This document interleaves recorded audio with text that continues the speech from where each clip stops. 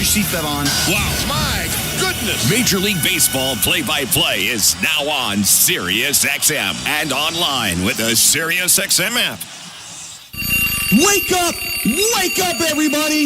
This is Steve Phillips from the leadoff spot on MLB Network Radio. Join me and former Major League Baseball players Eduardo Perez and Xavier Scruggs as we react to all the latest news and scores across baseball and have plenty of fun along the way. Steve, you were so right about that. I don't know if anybody else thinks we're funny, but I think we're funny. Why are you putting us or we into this? The leadoff spot, weekdays at 7 a.m. Eastern on MLB Network Radio, Channel 89, and on the SiriusXM app. Let the games begin. On SiriusXM, you get all the sports play-by-play you want and all the live sports talk you need. It's always a home game when you listen to the NFL, NHL, NBA, and MLB on the SiriusXM app. How good is that? We fuel your fandom with NASCAR, the biggest college games, PGA, and soccer. And when news breaks, hear instant reaction. We got a big developing story out of Cincinnati. The SiriusXM app.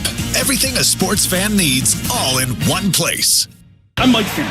If you're like me, you love baseball. You love talking baseball with your friends, and your partner on the radio is the former general manager of the Mets. This is Jim Duquette. Join me and Mike weekdays at 10 Eastern for Power Alley on MLB Network Radio. It's baseball, baseball, and more baseball. 100% in-depth baseball talk. We spent an entire week once on pulled pork recipes. It's 95% in-depth baseball talk on Power Alley. Weekdays, 10 Eastern, MLB Network Radio, SiriusXM Channel 89. Hear the Masters exclusively on SiriusXM. Hi, this is Mike Tirico, and there's nothing like the Masters. Rory McIlroy, he's thinking grand slam. The beauty of the azaleas, the passion of the patrons, and the best golfers in the world vying for a green jacket. For birdie, 16, it's on the way and in. Scotty Scheffler can put one arm in the jacket now. It all makes for one of the most iconic weekends in sports. Join me for live coverage of the Masters beginning Thursday, April 10th on Masters Radio, Channel 92 in the car, and the SiriusXM app. Hello, Blue Jay fans. I'm Craig Ballard, host of your daily Locked On Blue Jays podcast. Locked On Blue Jays is part of the Locked On Podcast Network, your team every day. Locked On Blue Jays brings you the latest Blue Jays news and analysis and breaks down all of the action. Locked On Blue Jays is everything a Blue Jays fan could want, all in a 30-minute daily podcast. Download Locked On Blue Jays right now on the SXM app, available with all trials and popular plans or wherever you get your podcasts. Search Locked On Blue Jays. I'm John Paul Morosi, host of the SiriusXM original podcast, The Road to Cooperstown. Hear our conversations with Hall of Famers about the challenges they overcame on the journey to baseball immortality. It is a hard game, and mentally it's hard. I used to go to bed crying. They pretty much knew I was going to have lung surgery after the season. I wasn't for sure. Would I ever play baseball again? The Road to Cooperstown is the official podcast of the National Baseball Hall of Fame and Museum. Episodes are available now on the SiriusXM app or wherever you get your podcasts. Yes. Slams the ball to right field. Way back. Way gone. Is Toronto Blue Jays baseball. Low rounding and heading for second to throw. In time. On the Sportsnet Radio Network. A series win in their sights for the first time in 2025. After winning the opener against the Nationals yesterday, the Blue Jays can take the series with a victory here at Rogers Center today. Hi, everyone. Thanks so much for tuning in tonight, and welcome to Blue Jays Baseball. I'm Ben Schulman alongside Chris LaRue. Show Ali, our host and producer tonight, Tristan Marcagiani, and Tom Young, our technical directors. Toronto Blue Jays Baseball is brought to you by the local family-owned Crown Rust Control Centers in Winnipeg and Winkler, Manitoba. Crown is proud to be Canadian-owned and operated since 1986. So protect your vehicle from rust today at your local Crown Rust Control Center or visit crown.com. Crown, Canada's #1 rust protection. Jose Berrios takes the ball tonight for the Blue Jays, looking to bounce back after a bumpy season opener. And on the other side, it will be the season debut for Trevor Williams, coming off a career but injury-shortened 2024. He looks to get back on track and keep the momentum going for 2025. We'll have first pitch, lineup, standings, and more coming up next. You're listening to Blue Jays Baseball, streaming on the Sportsnet app, sportsnet.ca, and the Sportsnet Radio Network. Timber Mart, locally owned, proudly Canadian.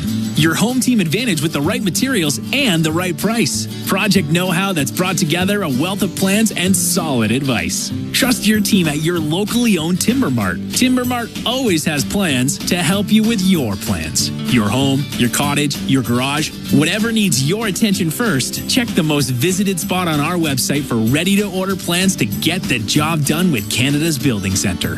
Visit timbermart.ca. Enter night mode. It's a stylish Friday night in the city. Every Friday home game.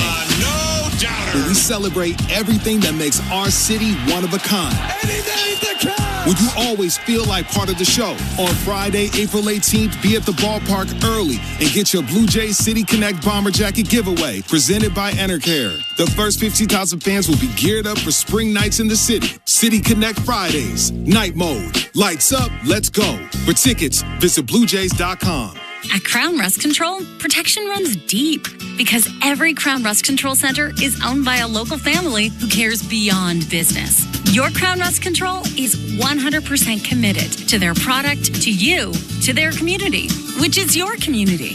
Protecting you and what matters to you is equally important as protecting your vehicle.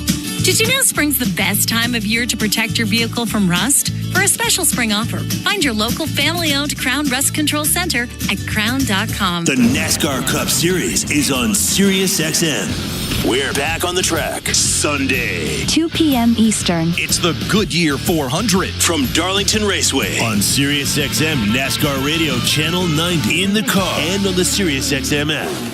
For up-to-date betting lines, fantasy plays, and the latest NASCAR news, catch the pre-race show before every Cup Series race. Plus, 2 hours of post-race coverage on SiriusXM NASCAR Radio Channel 90.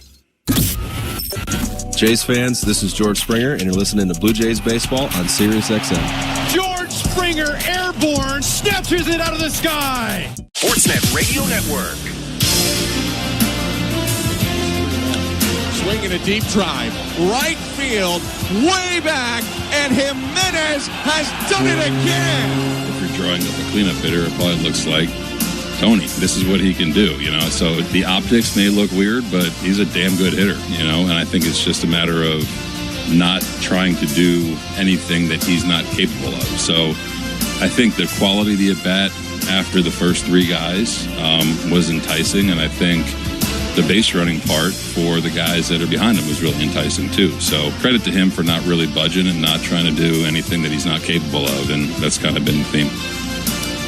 That was Blue Jays manager John Schneider discussing the impact of Andres Jimenez, who homered in Toronto's win yesterday. Welcome back to Rogers Center. I'm Ben Schulman alongside Chris LaRue. And Chris, the Blue Jays have gone so far where Andres Jimenez goes. You just talked about it a little earlier on the fan pregame with Ailish Forfar and Justin Cuthbert. Jimenez has been driving the offense so far. If you look back at his stats in 2022, you realize that he is a good hitter. He's a guy that can hit 300 for you with 20 homers. Yes, he had a tough season last year, but a lot like Bo Bichette, he's really starting to see the ball well, use the whole field, and that's really the key to his success when he's not trying to do too much, like John Schneider alluded to. A lot of guys are in that cleanup spot, and they try to do too much. They try to hit a home run. They try to drive the offense, but Andres Jimenez is not doing that. Yes, he has 3 homers, but he's just trying to hit the ball gap to gap, and he's having a ton of fun and a ton of success. He will be in the lineup today for the Blue Jays. We'll get to the lineups in a sec, but first a look at the Bet365 standings. At Bet365, you can bet live in-game on game props, totals, and the money line. Download the app and find out why it's never ordinary at Bet365. 19 plus. Play responsibly. Ontario only. Yankees lead the AL East 3-0. The Rays right behind them at 3-1. Baltimore and Toronto both 3-2. And the Boston Red Sox at the bottom at 1-4. Nationals are 1-3, fourth in the NL East, chasing the 3-1 Philadelphia Phillies. Speaking of the Nationals, who's in their lineup tonight, Chris? Well, for those Nationals, leading off is C.J. Abrams. He'll be at shortstop tonight. Batting second is James Wood. He'll be in left field. Behind the dish is Keibert Ruiz, batting third. In the cleanup spot is Nathaniel Lowe. He'll be at first base. In the fifth spot is Josh Bell. He's DHing tonight. Batting sixth is Luis Garcia Jr. He's playing second base. Hitting seventh is former J. Paul DeYoung. He'll be at third base. Batting eighth is Alex Call. He'll be in right field. And batting ninth is Jacob Young. He's in center field tonight. On the mound for the Washington Nationals is righty Trevor Williams.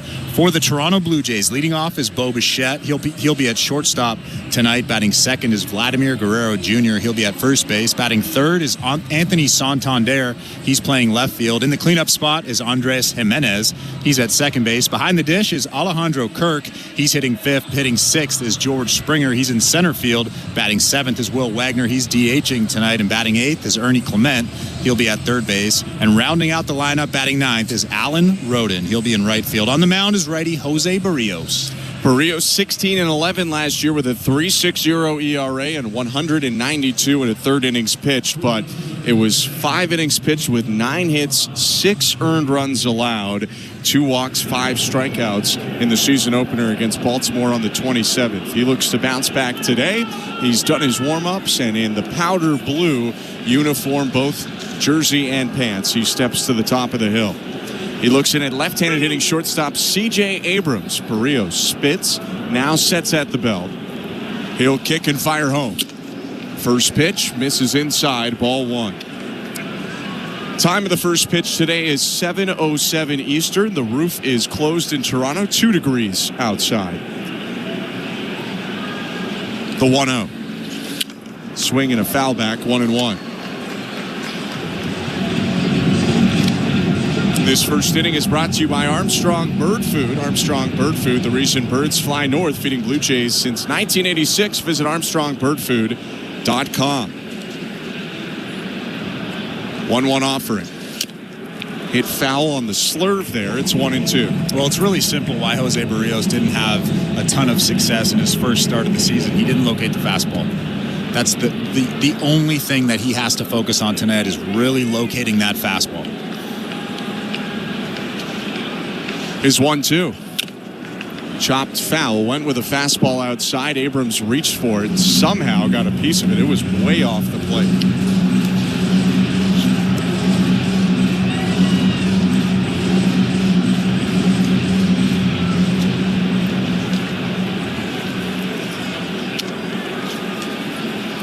Clean first would do a lot for Berrios. He gave up a home run in the first inning in the opener. Righty dangles his right arm, now sets, looking over third.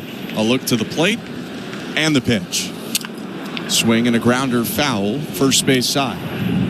And the thing that I noticed about his first start is this stuff was there. The fastball had a ton of life, good velocity, the breaking balls, the split finger was there. It was really just the command of that sinker. Another 1-2.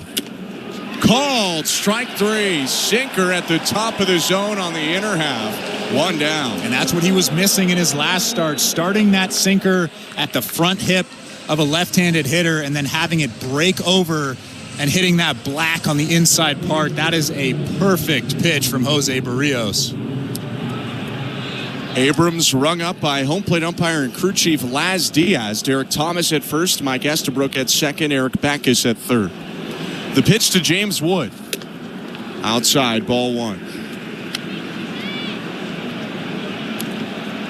Wood, a towering left-handed hitter, 6'7", homered back-to-back with Abrams yesterday. The 1-0. Outside, 2-0.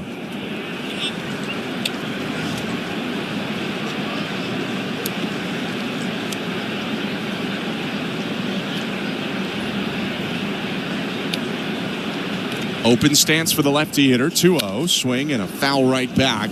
Again, drove that sinker inside, 2-1. James Wood is actually a product of IMG Academy in Bradenton. Have you ever been there? I haven't, but it's a very notable athletics high school. Have you been? I have. So the Pirates spring training is in Bradenton, right. And IMG Academy is relatively close to the campus. The 2-1.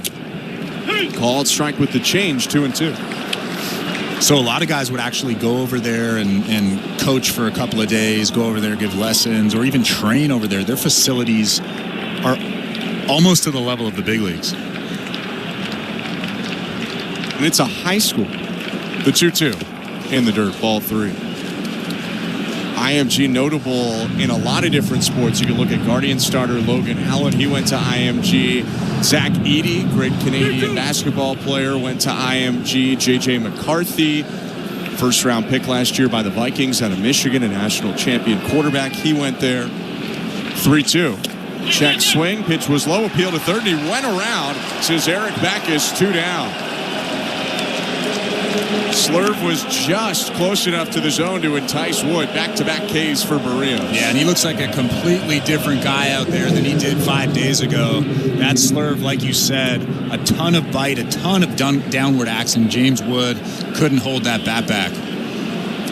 So 2 outs in the switch hitting catcher. Keibert Ruiz is up. The pitch. Swing and a bouncer to first. Veers foul.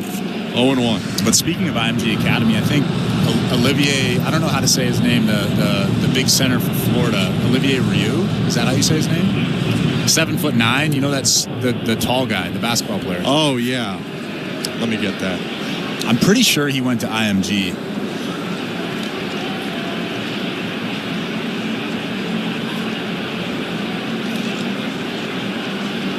Oh, 1. Fouled right back, 0-2. I don't know if I'm pronouncing his name properly.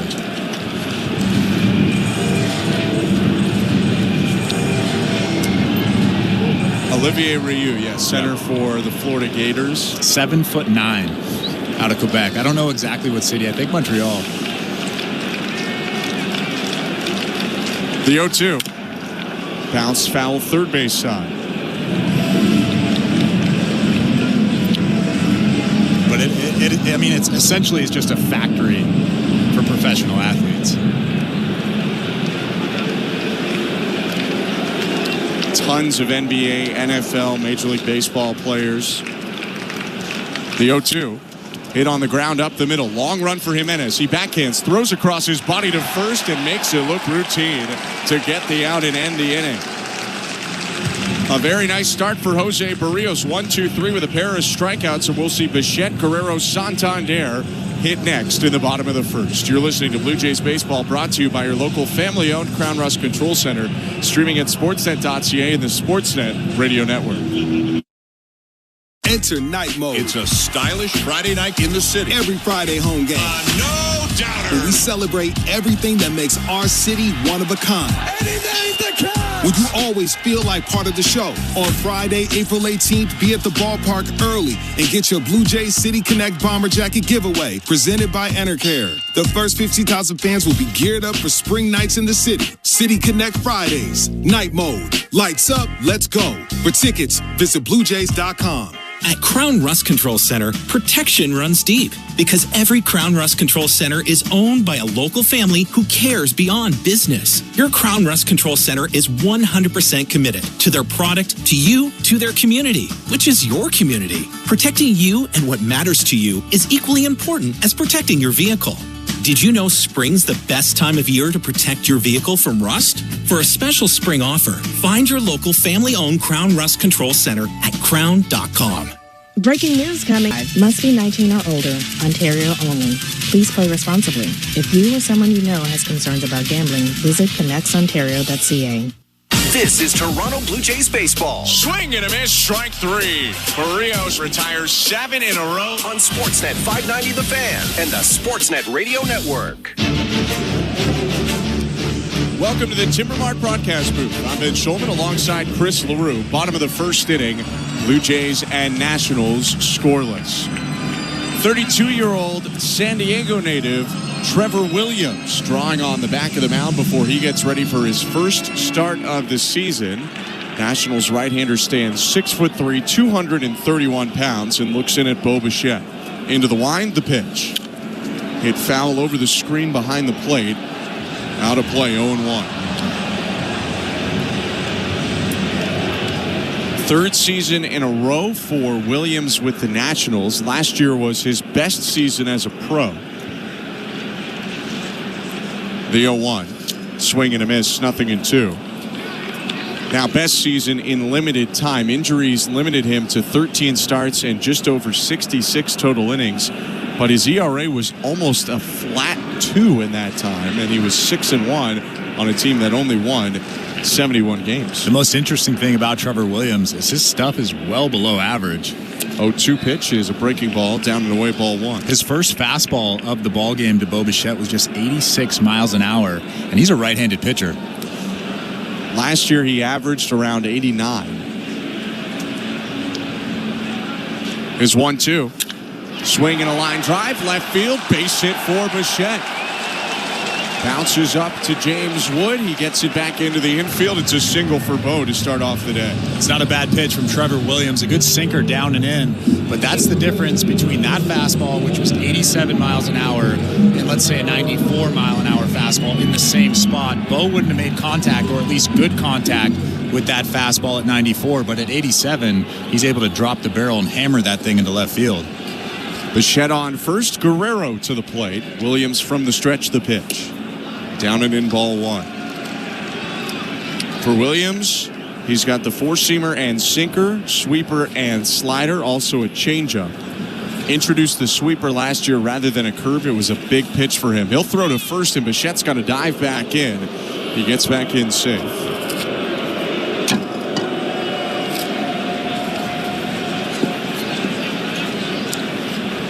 Williams limited due to a right flexor strain, the 1-0. Swinging a bouncer off the glove of Williams, the pitcher. Fielded at second by Garcia. Steps on the bag, throws to first for a 1-4-3 double play. And there are 2 outs with the bases empty. That ball actually tipped off of Trevor Williams' glove right to the second baseman, Luis Garcia Jr., but if you're a pitcher, and I know it's reactionary, so you try to grab everything that goes by you. You have to know where your second baseman is. Luis Garcia Jr. playing right behind Trevor Williams. That could have been a mess for the Washington Nationals. Could have been, but Garcia adjusted well. Now the pitch to Anthony Santander, called strike, 0-1. And on the box score now, it'll read like Williams fielded it and threw it over to second. Because he touched it, it'll say Williams to Garcia to low. Next pitch, swing and a miss. And quickly, Williams is ahead, 0-2. That's the difference maker right there for Trevor Williams. A really good changeup that moves a lot through the zone. Is 0-2. Way down and away, ball one. No score, bottom of the first. Santander, the switch hitter, batting from the left side with the bases empty and 2 outs.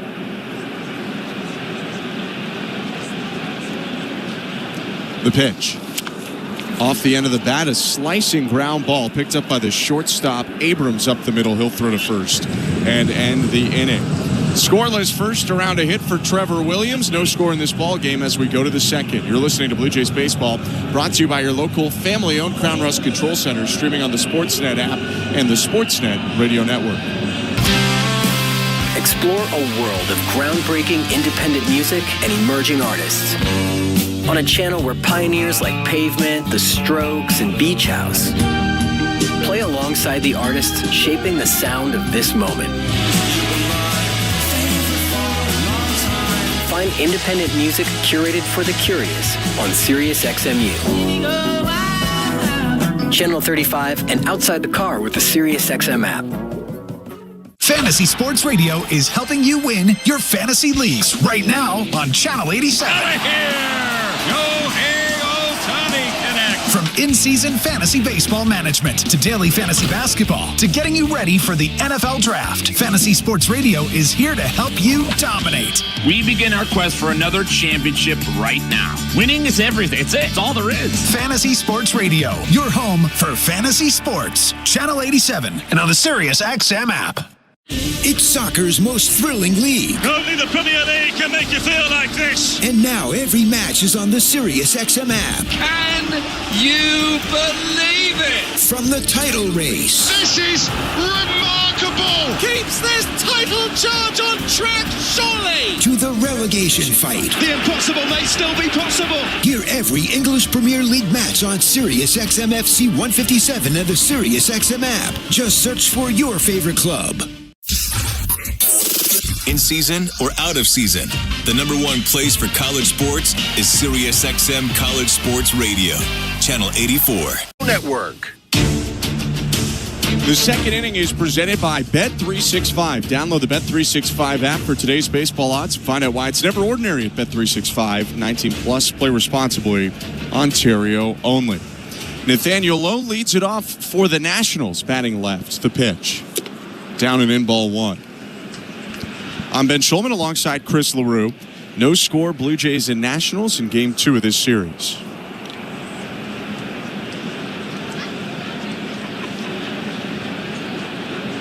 The 1-0 in the dirt. 2 balls, no strikes.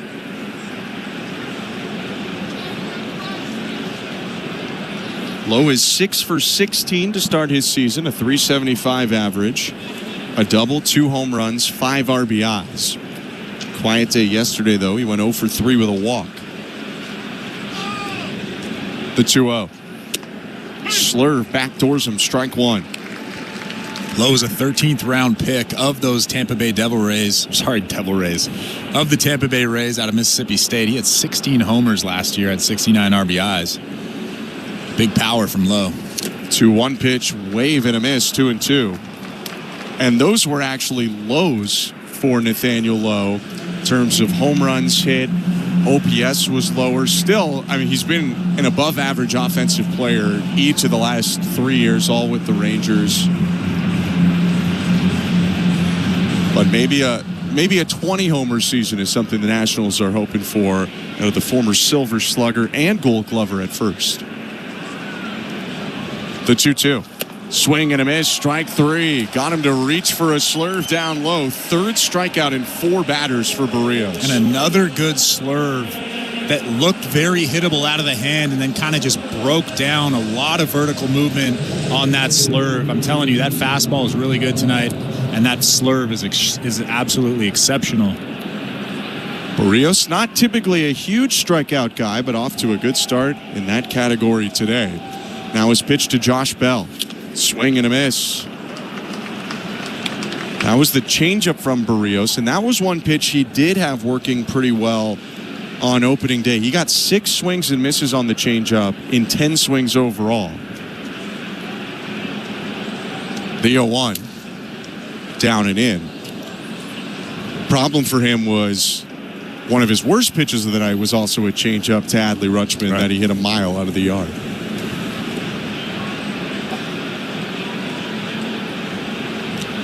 Right on left, the 1-1 from Berrios.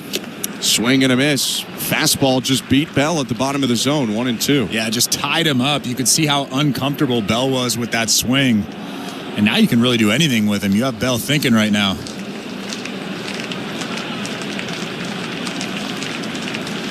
The 1-2. Inside, 2 balls, 2 strikes.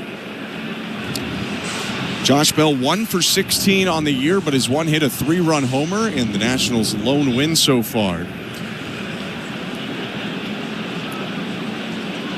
Former second rounder by the Pirates. The 2-2. Swing and a miss, strike 3. How about 4 Ks already for Jose Berrios in 5 outs recorded? And another good sinker, a front hip sinker to a left-handed hitter. Started it at the front hip, and it broke back over the plate, kind of inner third. And again, Josh Bell looked so uncomfortable with that swing, not really knowing what was coming. He mixed in all 3 fastballs to Bell, which had to keep him off balance. The sinker, 4-seamer, and cutter. First pitch to Luis Garcia Jr. called strike, 0-1. 2 outs, nobody aboard. No score, top of the second. Garcia 2 for 12 on the year. Left-handed hitter. The 0-1. Pokes it back on the ground to the mound. Berrios picks it up, and the former Gold Glover throws to first to end the inning. Smooth sailing so far for Jose Berrios. 6 up, 6 down, 4 Ks, and the Blue Jays and Nats tied at 0. Middle of the second. You're listening to Blue Jays Baseball, brought to you by your local family-owned Crown Rust Control Center, streaming at sportsnet.ca and the Sportsnet Radio Network.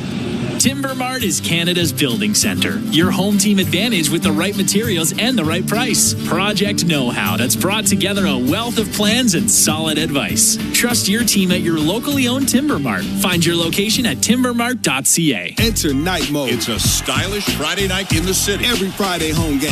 No doubter. Where we celebrate everything that makes our city one of a kind. Anything that counts. Would you always feel like part of the show? On Friday, April 18th, be at the ballpark early and get your Blue Jays City Connect Bomber Jacket giveaway presented by Enercare. The first 50,000 fans will be geared up for spring nights in the city. City Connect Fridays. Night mode. Lights up. Let's go. For tickets, visit BlueJays.com. Barry, do you ever wonder why we fly north every year? Obviously, it's because of Armstrong bird food. I thought it was because of the weather or migration or something. Oh, Steve, you need to spread those wings and open your eyes, partner. Truth is, it's the seeds, the nuts, the berries, the good stuff. Armstrong's got it all. So all this time, you've been chasing snacks? Bingo! You think I'd flap these wings thousands of miles for anything else? Armstrong, Canada's premier bird food. The reason birds fly north. Find Armstrong at Canadian Tire, Home Hardware, and other fine retailers. Or learn more at armstrongbirdfood.com. Timber Mart is Canada's building center. A solid neighbor to call upon when you've got a job to do. Your dependable home improvement store that offers the added value of Air Miles reward miles with every purchase of $15 or more. For a participating location, visit timbermart.ca. Hi, this is Tyler Heineman, and you're listening to Toronto Blue Jays baseball on the Sportsnet Radio Network. Andres Jimenez leads it off for the Blue Jays. No score, bottom of the second. Welcome back to Rogers Center. The pitch from Williams is in there, strike one. Trevor Williams allowed a leadoff single to Bichette in the first, but quickly got a double play ball and then another ground out. Next pitch, swing and a miss. That patented changeup gets Jimenez out in front, 0-2. Yeah, there's not a huge difference in velocity, but it's just the movement and that arm speed. It looks like a fastball out of the hand. I mean, obviously from the swing of Andres Jimenez, who's seeing the ball really well, you can tell that it's a very, very good pitch. The 0-2. Took it that time for a ball, 1 ball and 2 strikes.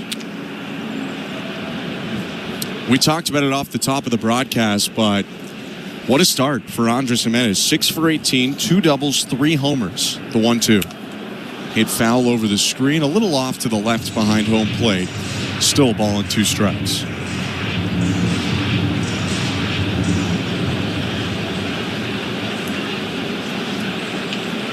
Another 1-2. Poked on the ground and threw into center field, a base hit. Picked up in right center by Alex Call. It was a slower swing on the changeup, and Jimenez just found the barrel there to poke it up the middle. Yeah, he was fooled by that pitch, but was able to stick the bat out and keep that barrel back and kind of just flick that ball into center field. I'm telling you, he's a very, very smart hitter, and he's definitely seeing the baseball well right now. We saw him steal his first base yesterday as a Blue Jay in his 100th career. He's on first. Kirk's to the plate, the pitch. Fouled back 0-1. I wouldn't mind seeing him steal a bag right now. Feels like a good idea because Williams is so good at getting contact on the ground. And Alejandro Kirk, your most likely guy to hit into a double play if he's going to hit something on the ground. Maybe you avoid that by sending the runner.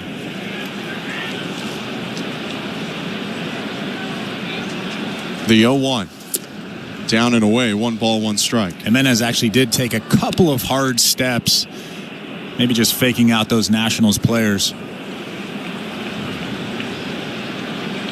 He's got to have their attention. He went twice yesterday. Once made it, once was thrown out. Turn and throw to first by Williams. Jimenez back with a dive safely. I'm sure Trevor Williams is aware of those numbers as well. Something they'd probably go over in the scouting report before the game. Jimenez being held on by Nathaniel Lowe. The 1-1. Check swing, pitch down and away. Appeal to third, it didn't go. So that's ball 2. There's a big hole on that right side as well. Luis Garcia Jr., the second baseman, is shaded towards second base. And then you have Nathaniel Lowe holding on Andres Jimenez. 2-1. Swinging a sharp grounder. Fair ball down the left field line. Pinballing off the short retaining wall. From first all the way to third goes Jimenez. Kirk will stop at first base with a single, and the Blue Jays have runners on the corners with nobody out. Well, that was a good job from Alejandro Kirk, not going to second base there. Like you said, that ball hit off that short retaining wall and went right back to shortstop C.J. Abrams, who picked that ball up quickly. Alejandro Kirk put the brakes on and stopped at first base for a single. Kirk hit one off the opposite retaining wall yesterday, and the Nationals were a bit fooled by it, allowed him to get a double. They seem to have made the adjustment today. And why take risks with nobody out? You have George Springer coming up now. Runners on first and third. No score.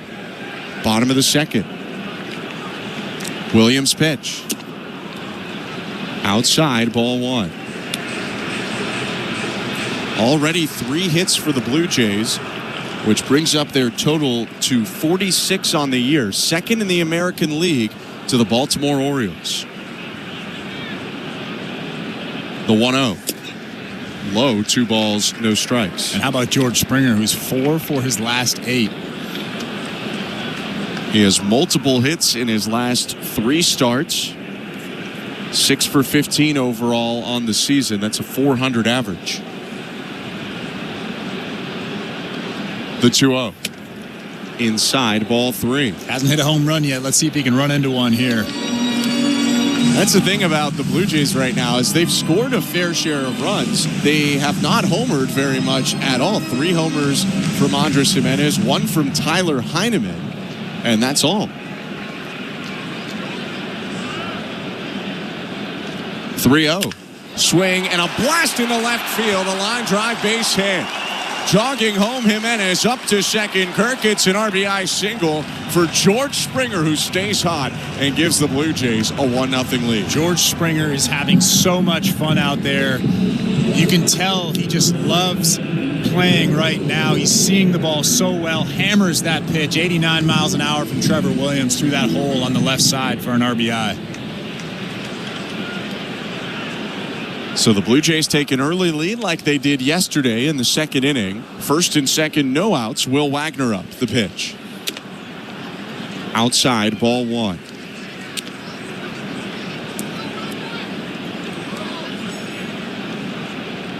On the Blue Jays offense, 4.6 runs per game for Toronto this season coming into today with only 4 home runs.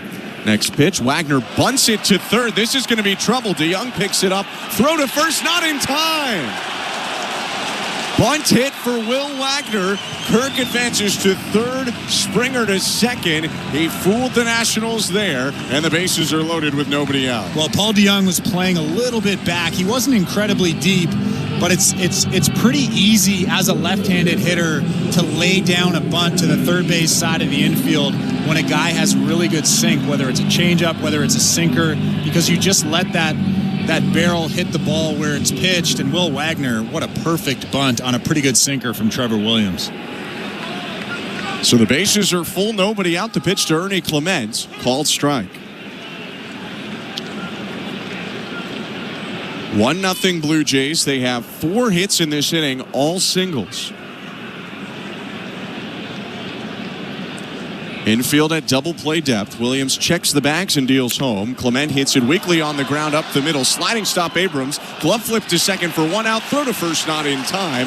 Kirk comes in to score. RBI fielder's choice for Ernie Clement. It's 2-0 Toronto, and they have runners on the corners with 1 out. Pretty good play from C.J. Abrams up the middle. They didn't get the double play there, but they saved that run. George Springer would have come around third base and scored the 3rd run of the ball game if C.J. Abrams didn't scoop that ball up beyond second base. And maybe just as impressive, scooped it up and immediately glove flipped it over to Luis Garcia to get the 1 out at second. Number 9 hitter Alan Roden to the plate. First and third for Toronto. 1 out, the pitch. Down and in, ball 1.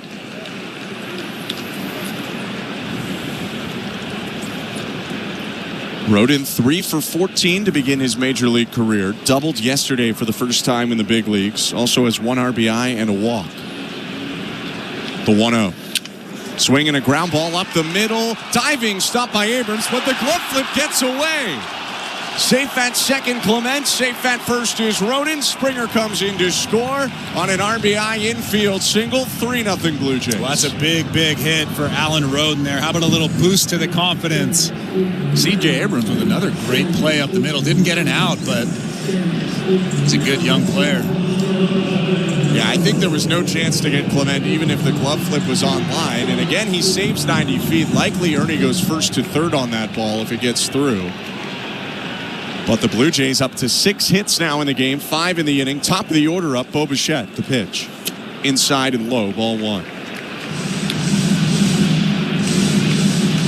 Second Major League RBI for Alan Rodin. First RBI base hit as his first RBI came in on a sac fly. First and second, 1 out. 3-0 Blue Jays. Bottom of the second, the pitch. Hit foul off to the right, 1-1. And so to tie it all back, this is why I was talking about the offense this year. They're scoring in a very small sample. Half a run more per game than they did last year, which is a very significant jump. Yet they aren't homering much. It's on a lot of singles and innings like this. The 1-1. Foul tip. Actually, that one got away from Ruiz, so foul ball, 1-2. George Springer is swinging the bat well. Bo Bichette is swinging the bat well. They've added Andres Jimenez. This is a better lineup overall. I think you're seeing a better Alejandro Kirk to start the season. Will Wagner's now a regular. The 1-2.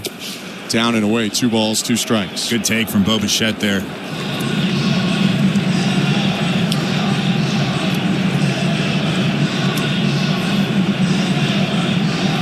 Rodin on first, Clement on second, both with pretty good speed.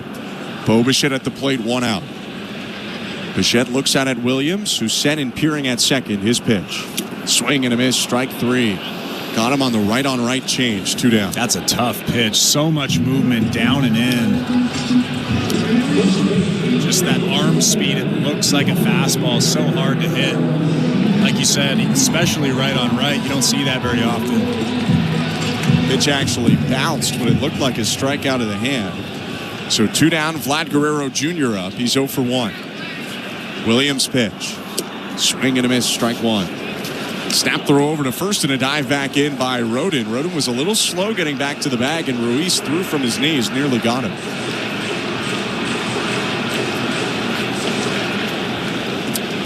"3-0 Blue Jays, first and second, 2 down, last of the second inning. The 0-1, down and away.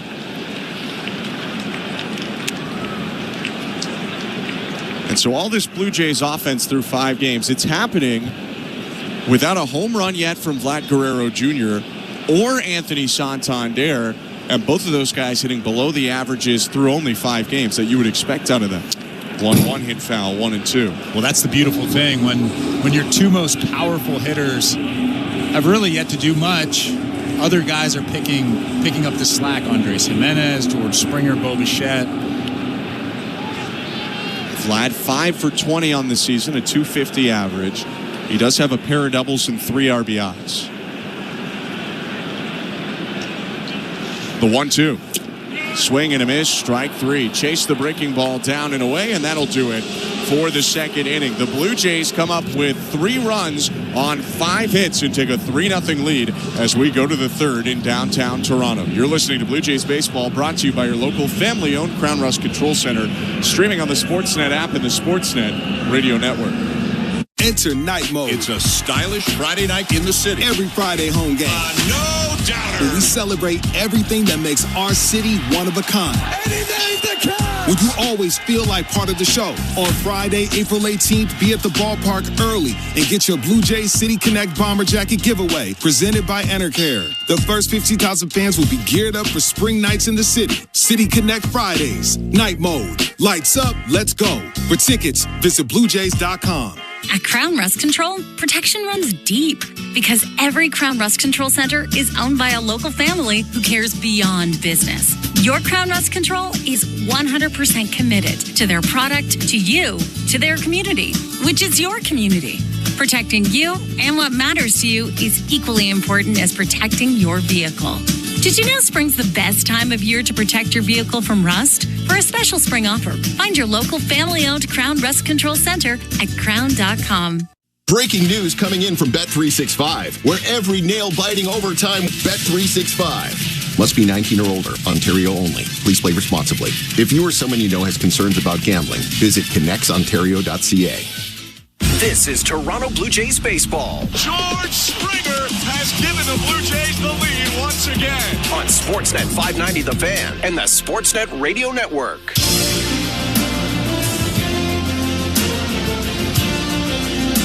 Top of the third inning at Rogers Center. Thanks so much for joining us tonight. Paul DeYoung, the former Blue Jay infielder, leads it off for the Nationals. Blue Jays up 3-0. Berrios kicks and fires. Hits the zone with the first pitch, 0-1.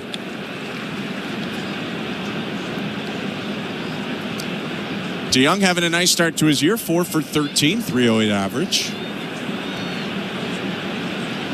The 0-1. In the dirt, 1 ball, 1 strike. Also a pair of doubles for Paul DeYoung and 1 RBI.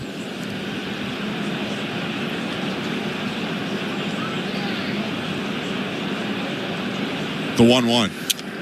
Swing and a foul back, 1-2. Good slurve there. They're really staying away, a fastball away and then 2 slurves away. I wouldn't be surprised if he tries to come back inside here with a sinker or a changeup.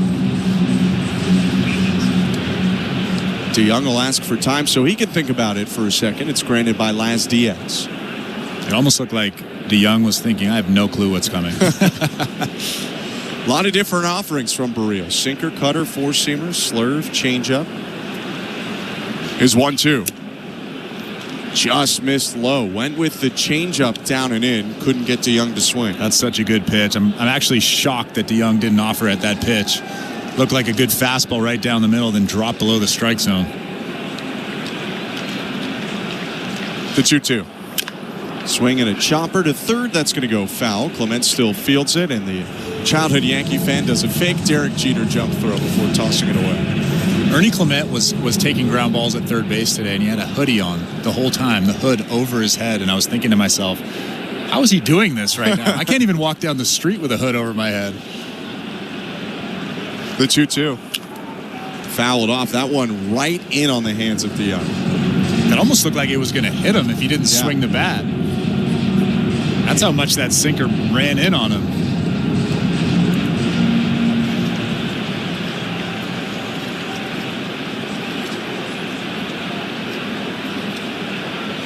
Berrios in the set at the belt.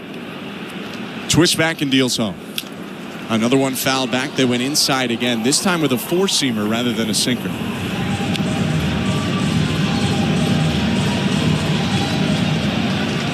You could see Jose Berrios out on that mound rubbing up the baseball, probably thinking what he's about to throw next.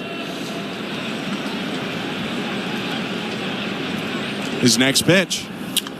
Swing and a pop-up. Foul territory, first base side. Guerrero over near the side warning track. Makes the catch on the green turf for the first out of the inning. Another really good changeup right down the middle.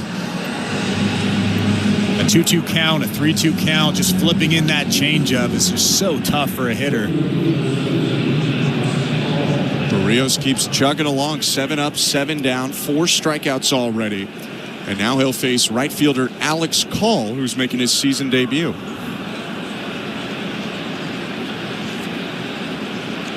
Corners come in anticipating a bunt. Right-handed hitter Call wide open in the stance. First pitch fastball, just low, ball 1. Dylan Cruz gets the day off today. He's an 0 for right now on the season, so it's half a day for him to regroup and half getting Call in, who's the only National not to appear yet this season. 1-0. Low, 2 balls, no strikes.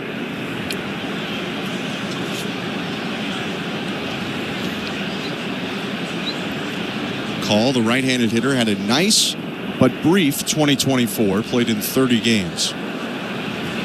The 2-0. Low ball 3. In those 30, though, he hit in the 340s with 12 extra base hits and 14 RBIs. Interestingly enough, though, if you look at his minor league numbers from 2024, he hit just 222. 3-0. Called strike 3-1. You don't really see that very often. Guys actually doing better in the big leagues than they did in the minor leagues. Although a small sample size.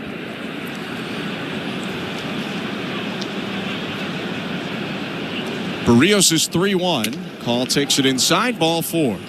First base runner today for the Nationals comes with 1 out. 3-0 Blue Jays, top of the third. This third inning is brought to you by the local family-owned Crown Rust Control Centers in Winnipeg and Winkler, Manitoba. Crown is proud to be Canadian-owned and operated since 1986, so protect your vehicle from rust today at your local Crown Rust Control Center. Visit crown.com. Crown, Canada's #1 rust protection. Jacob Young to the plate. Center fielder for the Nationals in the first pitch. Hit foul off to the right, 0-1.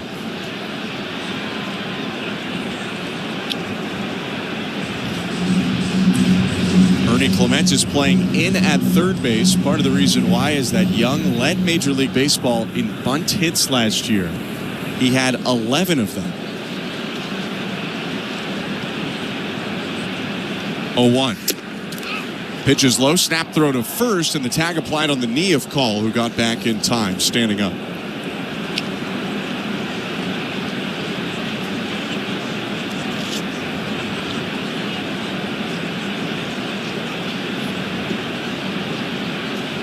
Call takes his lead again, held on by Guerrero. And the 1-1. In the dirt, picked by Kirk. 2 balls, 1 strike. Keep in mind, Alex Call did have 5 stolen bases last year in that limited action. So he might take off here.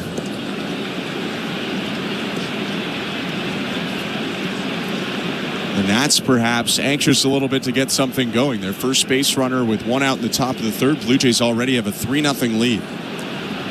The 2-1. Swing and a bouncer to short. Bichette fields. Underhand flip to Jimenez 1. Back to first. Double play. Close play over at first. We'll see if the Nationals want to take a look. Dave Martinez is going to say play on. So it's an inning-ending 6-4-3 double play. 3-0 Blue Jays, middle of the third. You're listening to Blue Jays Baseball, brought to you by your local family-owned Crown Rust Control Center. Streaming at sportsnet.ca and the Sportsnet Radio Network. Hear the Masters exclusively on SiriusXM. Hi, this is Mike Tirico, and there's nothing like the Masters. Rory McIlroy, he's thinking grand slam. The beauty of the azaleas, the passion of the patrons, and the best golfers in the world vying for a green jacket. For birdie, 16, it's on the way and in. Scotty Scheffler can put one arm in the jacket now. It all makes for one of the most iconic weekends in sports. Join me for live coverage of the Masters beginning Thursday, April 10th on Masters Radio, Channel 92 in the car, and the SiriusXM app. Every night after the final out, the Round Trip Roundup brings you the scores, highlights, and analysis from every game across Major League Baseball, all in less than 30 minutes. Swung on and missed, strike 3 and a no-hitter. It's the perfect way to get caught up on all the night's biggest home runs and best performances. And a high drive, deep right center. It's the Round Trip Roundup on MLB Network Radio every night on SiriusXM Channel 89 and every morning on the SiriusXM app.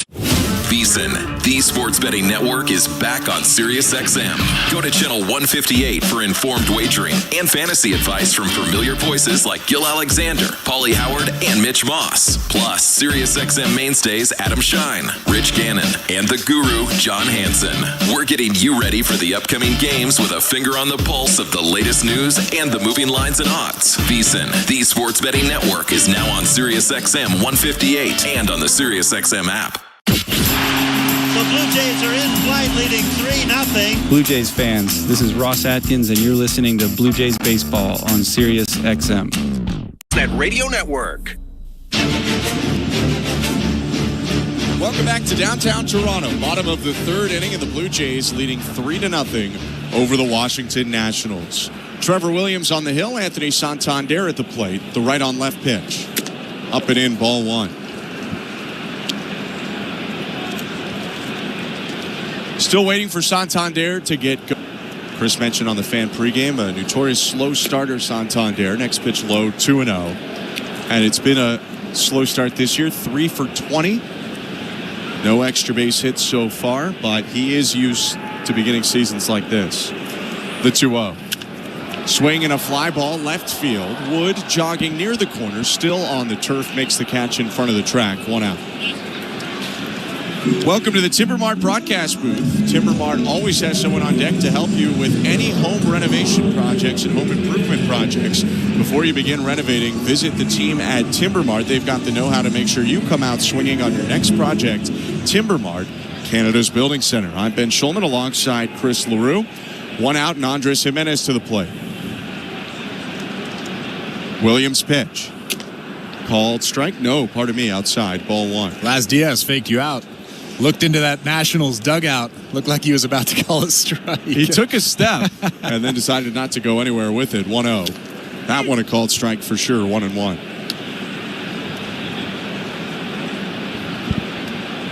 Jimenez 1 for 1 with a single up the middle and a run scored. The pitch. Just low. 2 balls, no strikes. Pardon me, 1 strike. Such a tough changeup.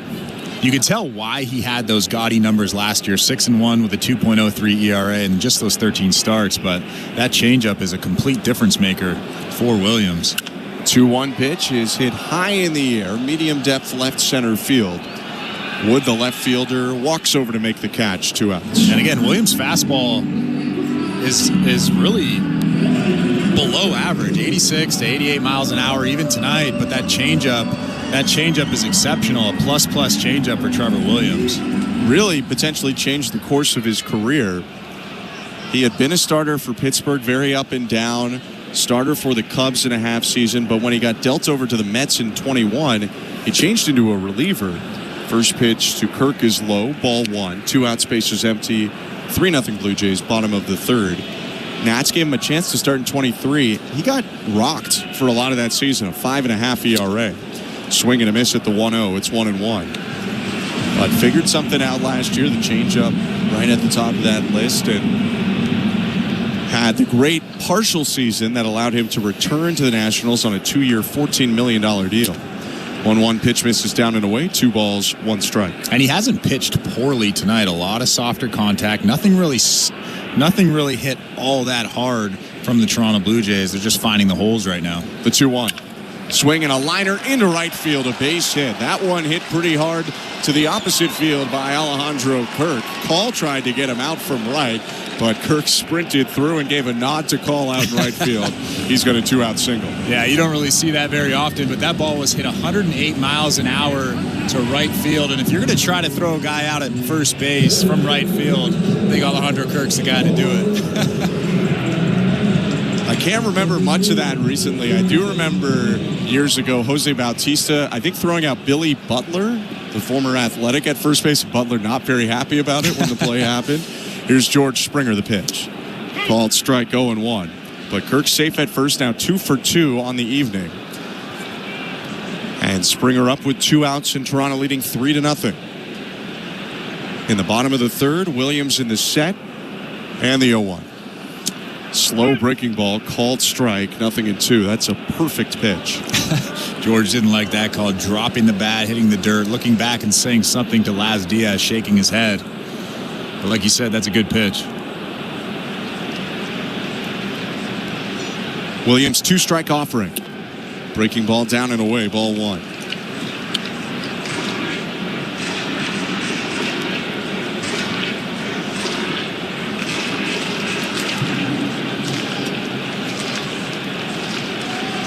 Springer opened the scoring with an RBI single last inning. The 1-2. Just low. 2 balls, 2 strikes. Las Diaz indicated that it was inside. Either way, it was out of the zone. Yeah, that's a good take. You can tell that George Springer is really realizing that's a changeup out of the hand. A good take from him. Williams in the set, glove off of his chest. 2-2. Poked foul. Springer made the late decision there to swing at that sweeper and just fought it off to the right.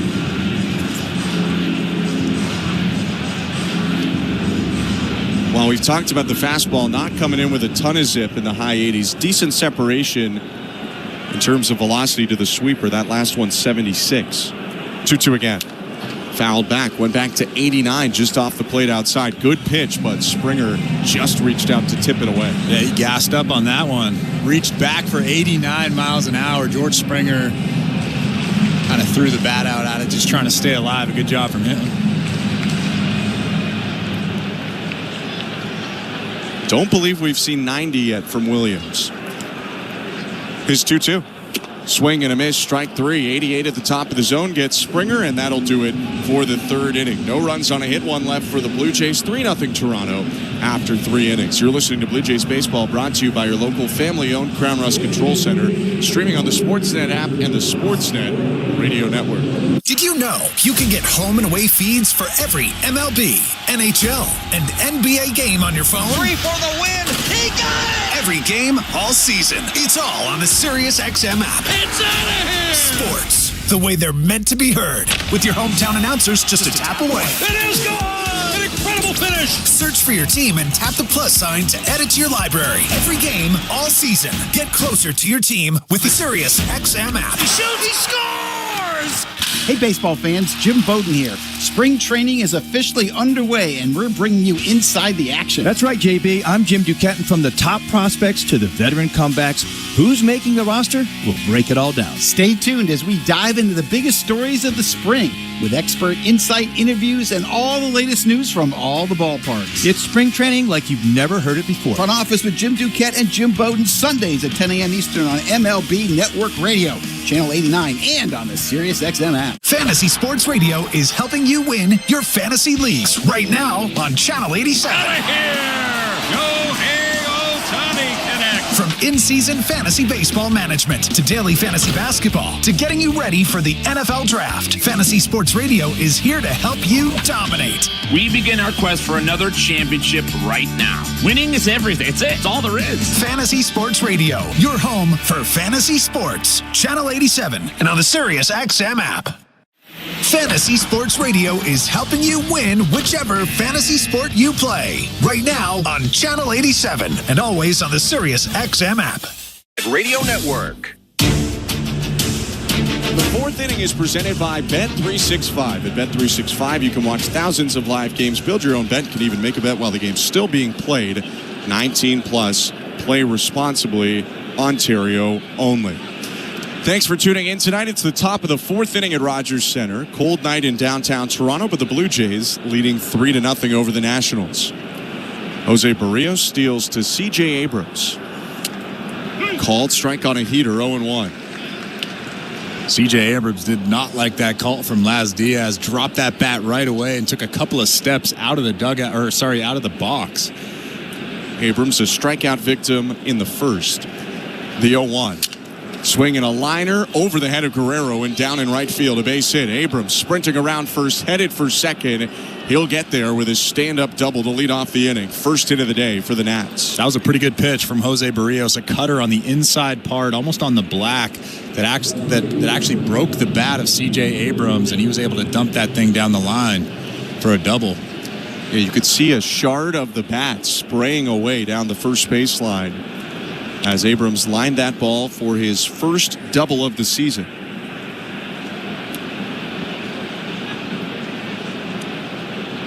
He's in scoring position for James Wood. Those two combined to knock in the two Nats runs yesterday, and a turn and throw to second by Berrios. Abrams back with a dive.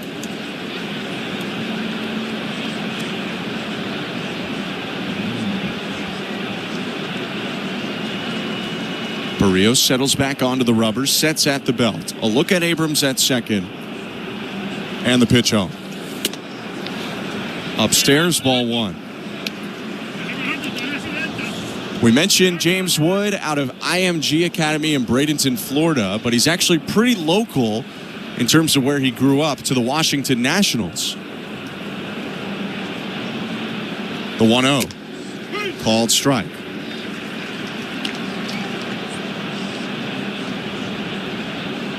Wood from Olney, Maryland, about a 45-minute drive from D.C., just north of Washington, D.C., and he actually went to a D.C. high school before transferring to IMG. 1-1. Called strike, 1-2.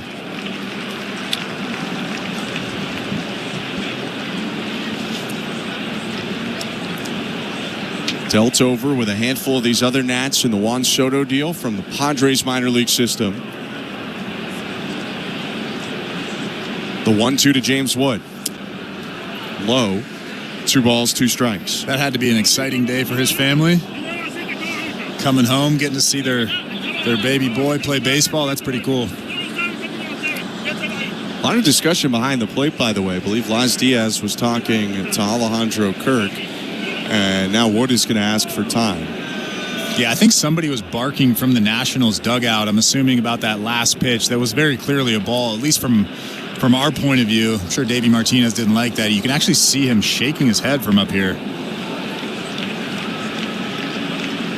Berrios staring at second, now is 2-2. Swing and a foul tip, strike 3. Strikeout number 5 for Jose Berrios, and a big one with a runner in scoring position. There's 1 out. Well, he's really feeling that fastball, but he's also feeling that slurve. That one right there, a really tough one, down and in to James Wood. He just swings right over the top of it for the first out of the inning. 3rd strikeout that Berrios has got by throwing the slurve and getting a swing and miss. And Keibert Ruiz, I believe, just asked for time. It was granted by Laz Diaz. Now Ruiz in the box, ready to go. Switch hitter is batting left. He's 6 for 15 on the year, a double and 2 homers. The pitch. Outside, ball 1.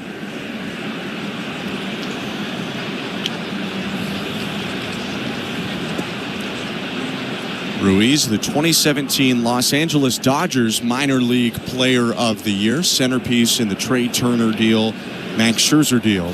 1-0. Down and in, 2 balls, no strikes.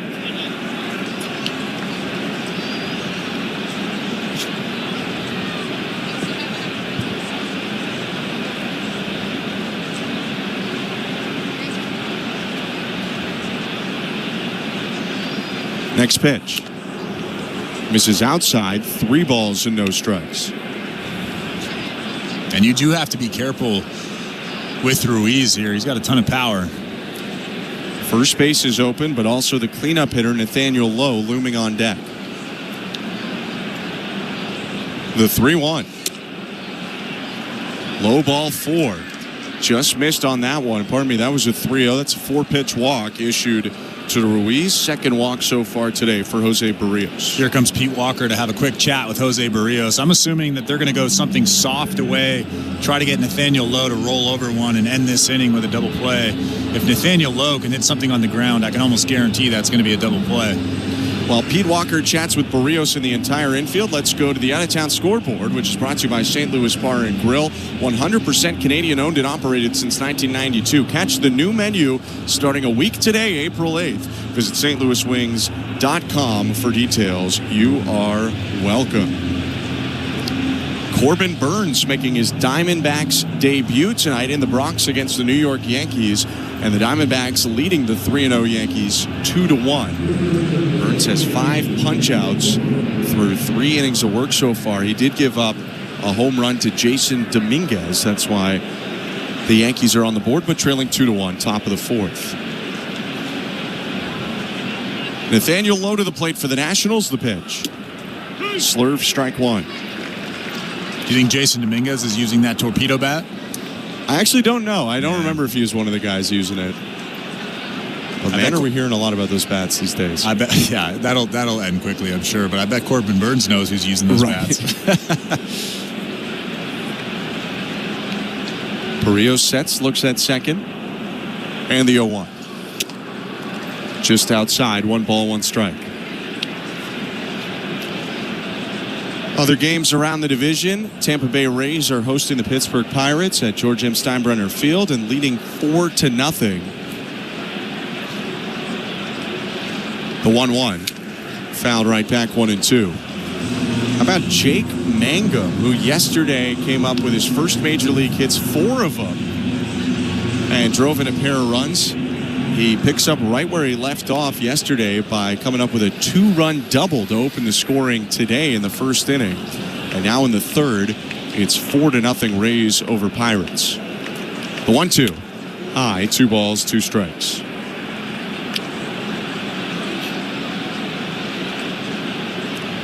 And on the What Is Chris Watching Later game, the Dodgers hosting the Braves. Dodgers 6-0, Braves 0-5, but Chris Sale is going for Atlanta tonight.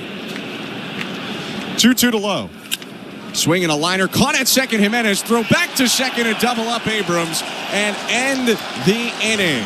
All of our out-of-town scores brought to you by St. Louis Bar and Grill. Our score in Toronto, 3-0 Blue Jays, middle of the fourth. You're listening to Blue Jays Baseball, brought to you by your local family-owned Crown Rust Control Center, streaming on the Sportsnet app and the Sportsnet radio network. At Crown Rust Control Center, protection runs deep because every Crown Rust Control Center is owned by a local family who cares beyond business. Your Crown Rust Control Center is 100% committed to their product, to you, to their community, which is your community. Protecting you and what matters to you is equally important as protecting.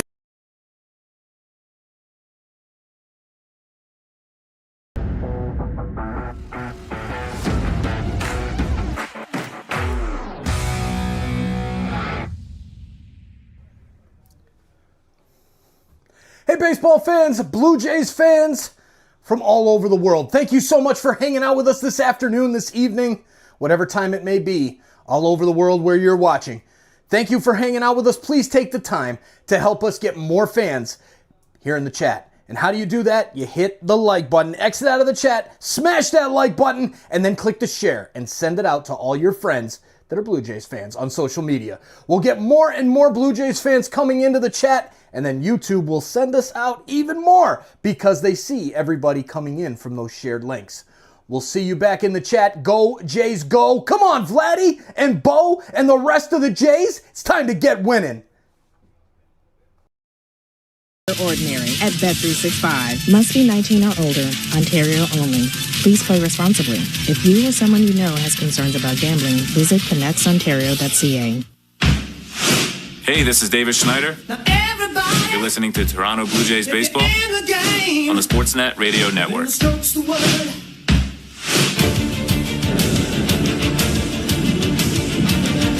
Welcome to the Timbermart broadcast booth. I'm Ben Schulman alongside Chris LaRue, Show Ali, our host and producer today, Tristan, Mark Gianni, Tom Young, Christian Chiniti, our technical directors. And the first pitch to Will Wagner, called a strike by Las Diaz, 0-1. Will Wagner leading off for the Blue Jays, 3-0 Toronto, the 0-1. In the dirt, 1 ball, 1 strike. As we start the bottom of the fourth, the Blue Jays already with 7 hits to 1 for the Nationals. The 1-1. Swing and a miss. 1-2. Yeah, Jose Berrios was really good when he let those runners on base in the top half of the inning. Really locked in, made some good pitches, and then was fortunate enough to get that inning-ending double play. The 1-2. Down and in, 2-2. Outside of that second, Trevor Williams has been pretty good. We talked a lot about the mix for him, the changeup, the sweeper. He's also just a bit funkier than your average starter. He is pretty much a sidearmer. 2-2. Hit off the handle, a looper headed to center field and down for a base hit. Will Wagner leads off the bottom of the fourth with a single, his second hit today. Yeah, Trevor Williams with a good pitch there. 87 with the fastball. We've talked about the velocity pretty often tonight already, but he's deceptive. He mixes his pitches well, and you can see that he actually eats up Will Wagner with that fastball that was only 87 miles an hour. You just don't see a ton of sidearm or close to sidearm starters. Williams kicks and fires. Ernie Clement swings and hits it on the ground to third. Vacuumed up to Young. Throws to second, 1. Garcia to first. 5-4-3 double play. Now 2 outs and the base is empty. It's actually fun to watch. As a pitcher, I enjoy watching guys that really don't have the plus stuff go out there and dominate like he has. Outside of that second inning, he's really dominated. He's thrown really good pitches, a lot of good movement on all of his pitches, and you can tell it's almost like a cat and mouse game out there. He's having fun actually deciding what location, what pitch he's going to throw. His pitch now to Alan Roden, down and in, ball 1. And he's made lots of adjustments. He's had to work with what he was given. He wasn't always this sidearm guy. In fact, he was much more over the top just a couple years ago. The 1-0. Called strike. Thinking about an arm angle, 90 degrees being straight up, 45 diagonal. He was in the mid-30s a couple years ago, and now he averages about 17 degrees. So barely over the top. Next pitch is ripped to right field. How about a 2-hit day for Alan Roden, who keeps the inning alive? That's a great swing from Roden. Just a little spinning slider over the middle of the plate. Roden didn't miss it. Hammered that thing into right field. In some ways, it's easy to see what the Blue Jays saw in Alan Roden, who's now 5 for his first 16 in his major league career. He's chatting it up with Nathaniel Lowe at first base, 2 outs, and the top of the order back up. Here's Bo Bichette. The pitch. Down and away, ball 1. You don't often see third time through the order in the 4th inning, but the Blue Jays have 9 hits so far. Every single one of them a single. Let's see if Bo can run into one here. Change that right here. The 1-0. Went for it, but a swing and a miss at the change, 1-1. Again, that's such a tough pitch, a right-on-right changeup. Down and in, 81 miles an hour with a ton of movement. Bichette 1 for 2, singled on a fastball in the first, struck out on a change in the second. Turn and throw to first, dive back from Roden.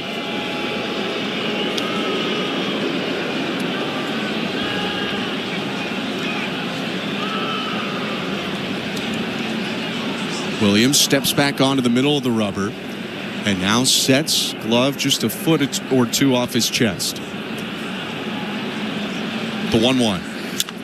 Swing and a fly ball out to left, but that'll die in medium depth left field as it's caught by Wood to end the inning. No runs on 2 hits for the Blue Jays, 1 left. Toronto up 3-0 as we go to the 5th. You're listening to Blue Jays Baseball, brought to you by your local family-owned Crown Rust Control Center, streaming on the Sportsnet app and the Sportsnet Radio Network.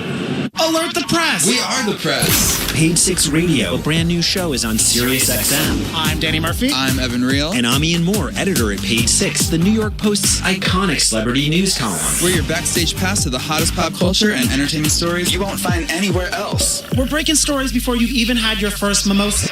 It's iconic, legendary, everything. Page 6 Radio, weekdays at 8 a.m. East, only on SiriusXM Stars, Channel 109, and on the SiriusXM app.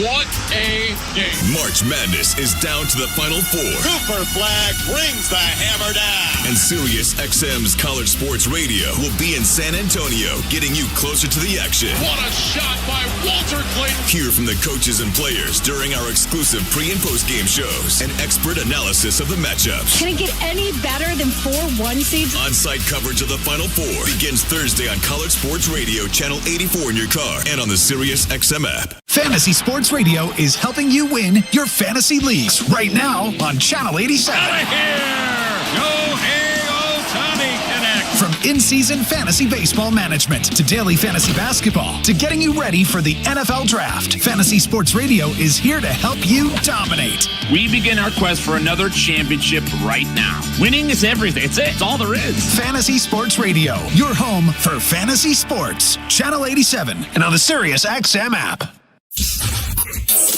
In season or out of season, the #1 place for college sports is SiriusXM College Sports Radio, Channel 84. Sportsnet Radio Network. Top half of the 5th inning in downtown Toronto. The Blue Jays leading the Washington Nationals 3-0 at home. I'm Ben Schulman. To my left is Chris LaRue. Jose Berrios on the rubber, and his pitch to Josh Bell, the switch hitter. Inside, ball 1. What Jose Berrios does today could have an impact on tomorrow's game. I'll tell you why in a second. First, Berrios twisting back, deals home, and misses down and in 2-0. So the Friday, however, it might not be. They're looking at moving some stuff around. Berrios is 2-0. Low ball 3. There's been some mentions, nothing absolute, but some talk that maybe you'd see the Easton Lucas Day come tomorrow, save Kevin Gausman for the tough New York Mets on Friday. 3-0, called strike 3-1. John Schneider didn't say any names today, but he mentioned that the number of relievers used today would impact who starts tomorrow. So if you have a lot of relievers used today, you probably don't go to Easton Lucas. But if you don't, then you can go with Lucas. 3-1. Bouncer foul first base side. Full count against Josh Bell. So how deep Berrios can go could impact if the Blue Jays use Gausman or Lucas tomorrow.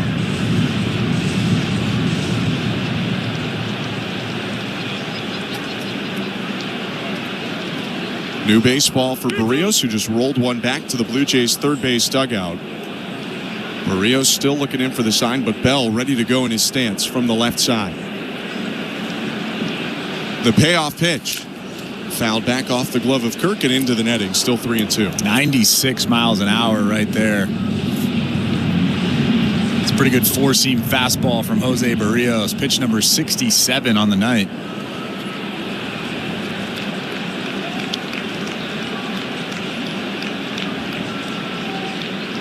Another 3-2.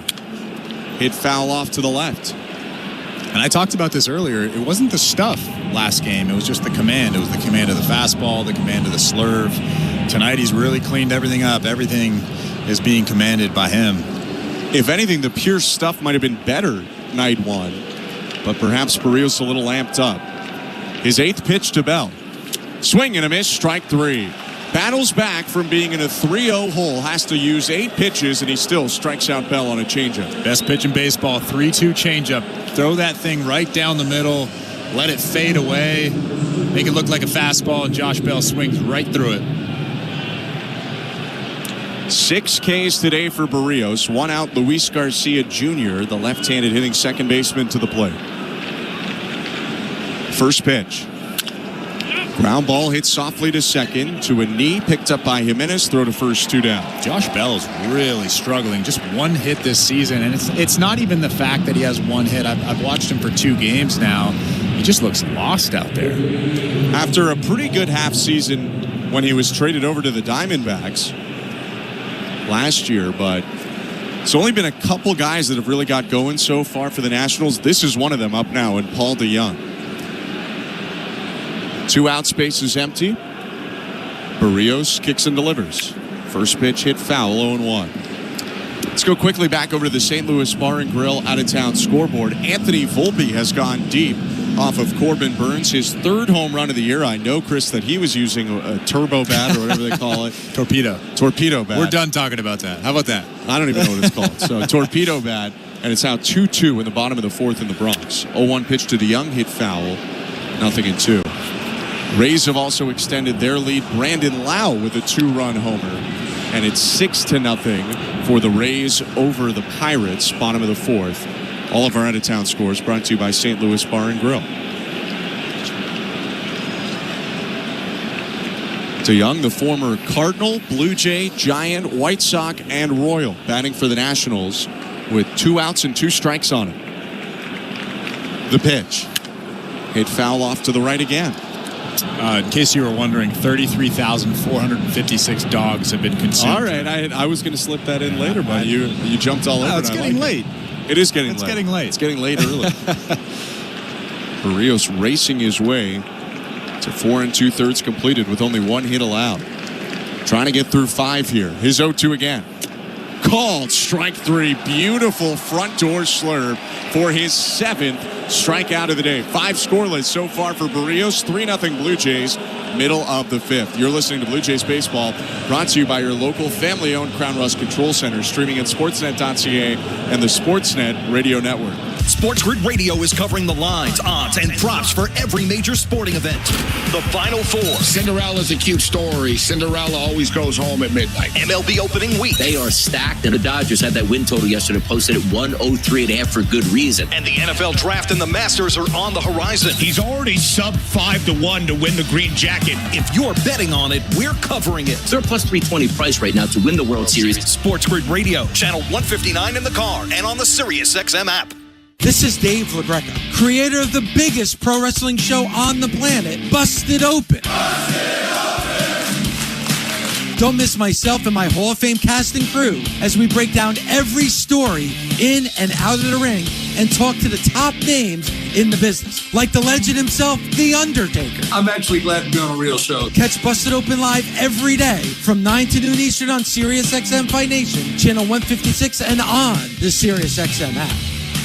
The NASCAR Cup Series is on SiriusXM. We're back on the track Sunday, 2 p.m. Eastern. It's the Goodyear 400 from Darlington Raceway on SiriusXM NASCAR Radio Channel 90 in the car and on the SiriusXM app. For up-to-date betting lines, fantasy plays, and the latest NASCAR news, catch the pre-race show before every Cup Series race. Plus, 2 hours of post-race coverage on SiriusXM NASCAR Radio Channel 90. The Blue Jays are in flight, leading 3-0. Blue Jays fans, this is Ross Atkins, and you're listening to Blue Jays Baseball on SiriusXM. Blue Jays Baseball is presented by Crown Rust Protection. Welcome back to Rogers Center. Top of the fifth. I'm Ben Schulman alongside Chris LaRue. The pitch to Vlad Guerrero Jr. outside, ball one. 3-0 the Blue Jays lead, and as Chris mentioned at the end of the top of the fifth, it's Looney Dog night. Nearly 34,000 dogs consumed on Looney Dog's opening day.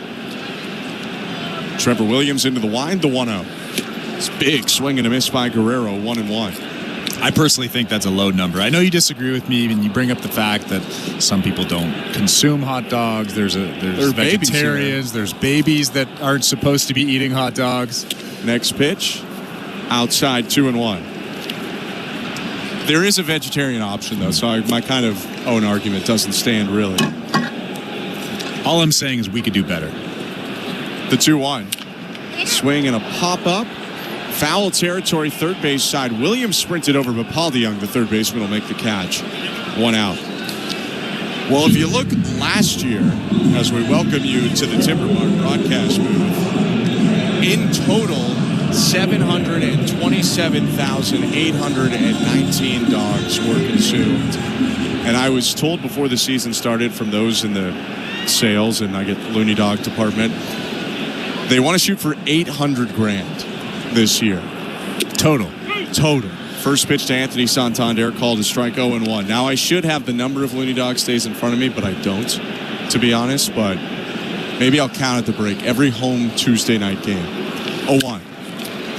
Hit on the ground up the middle. Running stop by Abrams. Throws and skips it over wide of the bag.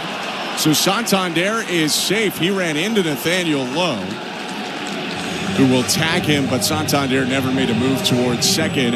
Interesting scoring decision coming up. It was a long run, tough play for Abrams, but once he got to it, it looked like he was going to get the out. I think that's got to be a base hit. I tend to agree, and they have actually ruled it a base hit initially. I think Abrams had more time than he thought, but it's still a tough play, ranging to his left up the middle. Had to make a perfect throw to get Santander at first base. It's a good call. First pitch to Andres Jimenez, called a strike, 0-1. I just want to say, if there were 40,000 people that ate like me in the stands, we could get that 800,000 in one night. One night? 20 dogs. Oh, yeah. I could do 20. Could you do 20? On a tough night, I probably could do 20. Yeah, see? The 0-1. Outside, 1-1. I thought you were going to shy away from that question and say no chance. No, honest with the 20. People. I like that. I can eat. Runner on first, 1 out, 3-0 Blue Jays. Bottom of the fifth, the pitch. Fouled right back, 1-2. We were looking over at right field at the hot dog counter, but my attention's been pulled to left field as well. Yariel Rodriguez is loosening up for the Blue Jays. Jose Berrios, 5 innings, 74 pitches. Maybe they just want to end it on a high note, but I would have thought for sure he was coming back out for the 6th inning.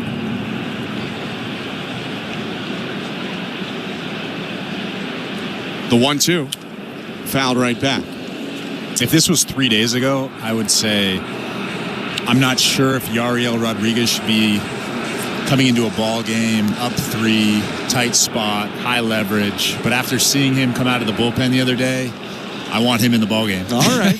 So what have you done for me lately? Yeah. Business for Chris LaRue. The 1-2. Down and in. Great take there by Jimenez on a big moving sweeper. 2 balls, 2 strikes. But I think you're right. I think I mean, obviously we don't know what's happening in that dugout, but I can only assume that John Schneider wants to end Jose Berrios' night on a high note. 5 really, really good innings, no runs, 1 hit. The 2-2. Hit off the glove of the pitcher, Williams. Karams to second base. Glove flip Garcia to Abrams. Throw to first, bounces in, not in time. But on a nifty play up the middle, they get the out at second. 2 down. Jimenez on first. And I think the Nats are thinking about it. No, they're not going to challenge that. That was a close play at first base, but Andres Jimenez runs really, really well down that line. Second play, too, where a ball has deflected off of the pitcher's glove, and Garcia's had to adjust his route while charging. Both times he's come up with the ball and managed at least 1 out for the Nationals. 2 down and a runner on first, bottom of the 5th, and the pitch. Swing and a pop-up behind the plate foul, out of play. It'll land just in front of us.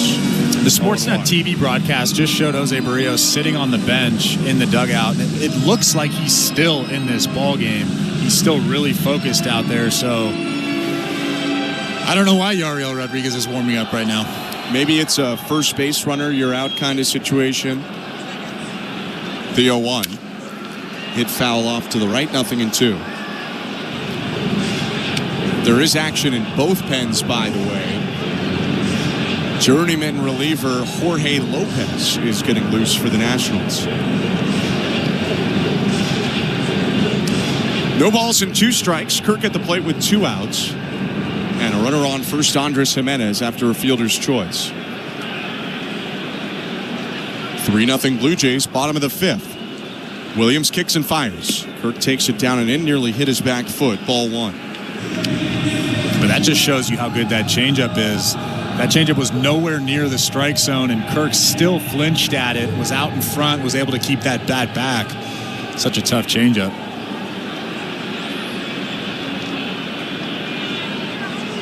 Turn and throw to first, dive back safe by Jimenez. By the way, speaking of the Sportsnet television broadcast, they just showed Yariel exiting from the upper level where you throw in the bullpen, going back underneath. So he could have just been getting some throws in. There's a chance that he takes over a length roll tomorrow for the Blue Jays if it's an Easton Lucas start. 1-2. Kirk pokes it out to left field. Shallow. Wood jogs in a couple steps and makes the catch to end the inning. No runs on a hit, 1 left for the Blue Jays. Still 3-0 Toronto as we go to the 6th. You're listening to Blue Jays Baseball, brought to you by your local family-owned Crown Rust Control Center, streaming on the Sportsnet app and the Sportsnet Radio Network.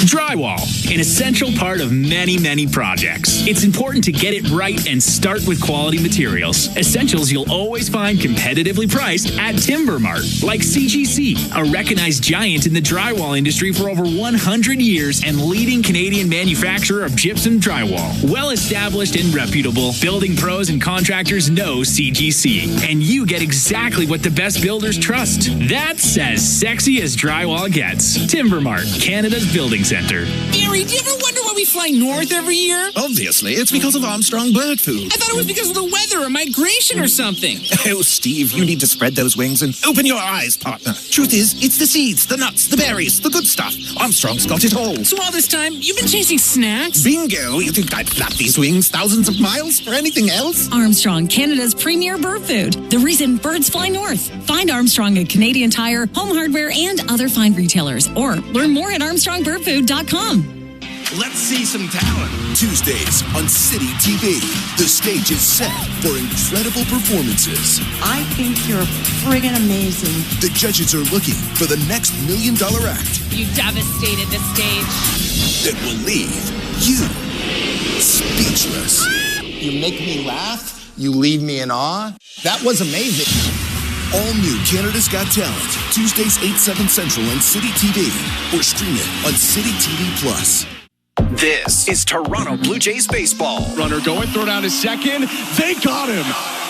On Sportsnet 590 The Fan and the Sportsnet Radio Network. 6th inning at Rogers Center. Blue Jays 3, Nationals 0. Thank you for tuning in tonight. I'm Ben Schulman alongside Chris LaRue. Jose Berrios is back out on the mound after Yariel Rodriguez was throwing in the bottom of the 5th. He sat back down, and Berrios continues to go in this great second outing of the year. 5 innings, 1 hit, no runs, and 7 strikeouts. He'll face 8-9-1 in the Washington order, starting with Alex Call. The pitch. Called strike, 0-1. And Jose Berrios is now at 75 pitches, so might want to keep an eye on that as well.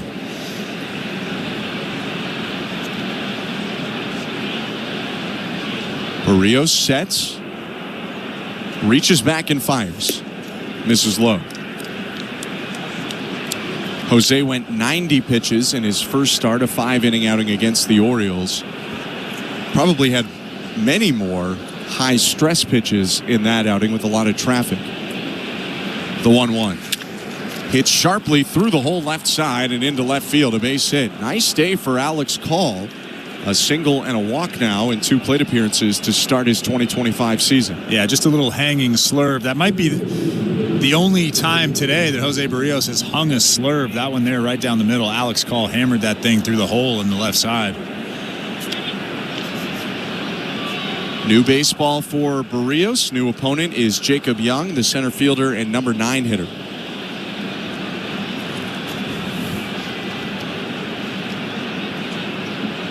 The pitch. Young squares to bunt and bunts it foul. He was trying to push it to the right side for a base hit, but instead it's 0-1. And you have to think with that off day on Thursday, John Schneider's probably going to manage the bullpen just a little differently if he would have without that off day. You can use guys a little bit more. They can rest on Thursday. The 0-1. Called strike, 0-2. We're talking to start or not to start Kevin Gausman tomorrow versus Friday. It looks like right now Gausman will slot in Friday. Yeah, bullpen day before an off day, much more manageable. Although you do have 10 days in a row on the road, 13 overall after the off day. The 0-2. Bouncing ball hit to the right side. Long run, Jimenez shuffles his feet, throws to second for 1. That'll be all they'll get. But because the runner Call had to wait for the ball to pass him, Jimenez still had a shot to get the lead runner and did. Well, again, Andres Jimenez has such quick feet. Most second basemen ranging to their left in the hole would have just taken the out at first base and there'd be a runner standing on second base. But Andres Jimenez is so quick. He turned his feet and threw a strike to Bichette at second base to get that lead runner. So it's Young on first, 1 out. The pitch to C.J. Abrams. Lined up the middle, a base hit into center field. Young making the turnaround second. No stop, he's headed for third. Springer gets it back in from center field. And it's runners on the corners for the Nats with 1 out. And how big is that play from Andres Jimenez? A runner would have scored on that hit up the middle from Abrams if he hadn't got the lead runner. Those are the little things that really help Andres Jimenez be one of the best, if not the best, defensive player at his position in Major League Baseball.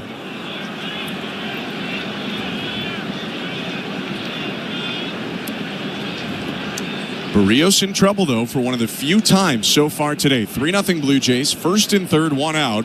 And big James Wood up to the plate. He's struck out twice, both swinging, both on slurves. The pitch. Called strike with the change, 0-1. It's a good pitch right there. Elevated changeup, but it was on the black outside. I wouldn't mind throwing another one of those, but down out of the strike zone.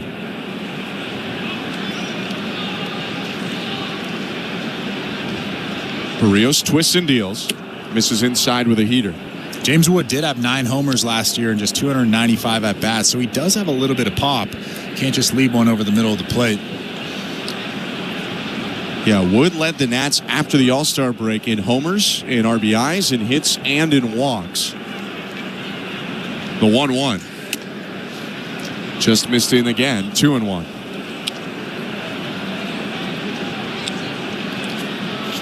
After Wood, we'll go back to the St. Louis Bar and Grill out-of-town scoreboard. An update from the Bronx.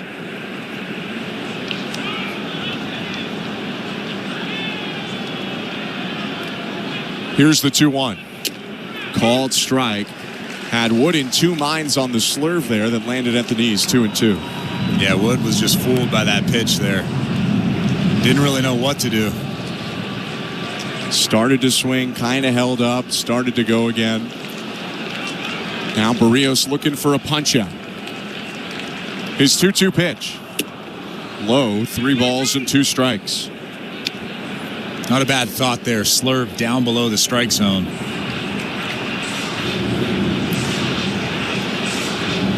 Wouldn't be shocked to see C.J. Abrams off on this pitch. Full count, Abrams leading off first, and it's Young off third. Throw over to first, Abrams dives back. I think Jose Berrios is thinking the same thing. Try to eliminate a double play ball. Abrams with a lot of speed, and you figure a lot of attention on the plate.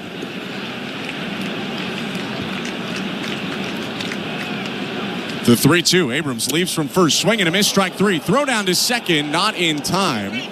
Throw was a little bit low in the speed of Abrams. He got there before the tag. So Wood is out. His bat is in the Nationals dugout. He lost it on the swing, but it is second and third after the stolen base by Abrams for the Nationals. See what that pitch was? The best pitch in baseball. Another 3-2 changeup. Jose Berrios is so good at flipping that thing in. It's almost unhittable if you make it look like a fastball. How about 8 strikeouts for Berrios, trying to keep the Blue Jays on top 3-0. 2 outs, second and third. Top of the 6th, the pitch to Keibert Ruiz. Outside, ball 1. Blue Jays have their bullpen going right now. Lefty Mason Fluharty and righty Yariel Rodriguez are throwing. Yariel was just up about 10 minutes ago.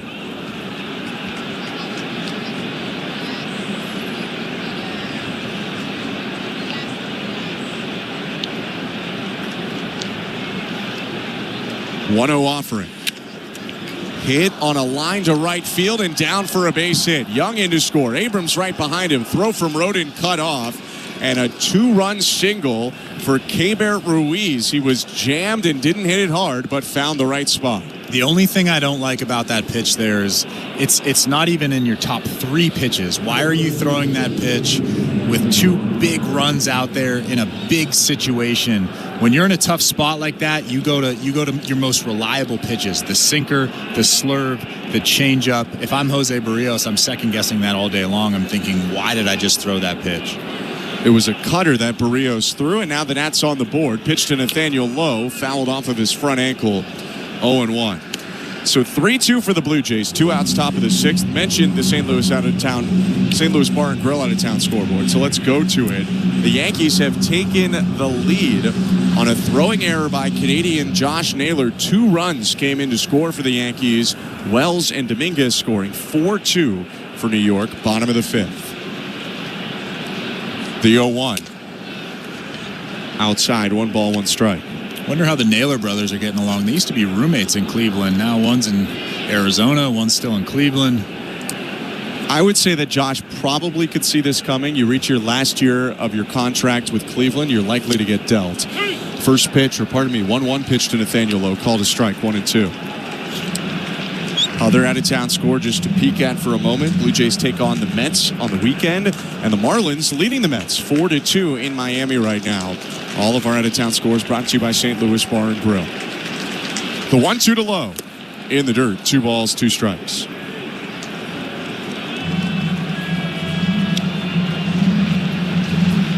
Sandy Alcantara starting for the Marlins today. Went 5 innings, allowed 2 runs. Kodai Senga gave up 4 runs, although only 2 of them earned, and punched out 8 in 5 innings. 3-2 Blue Jays. 2-2 count, 2 outs. Runner on first base, Ruiz.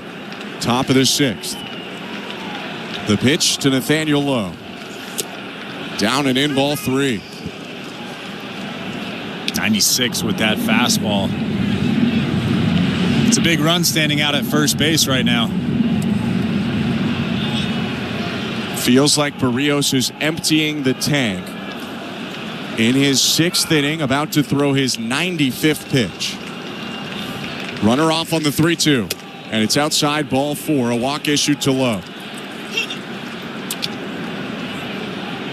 You can see how frustrated Jose Berrios is right now, screaming at himself. We could actually hear him from up here, but here comes John Schneider.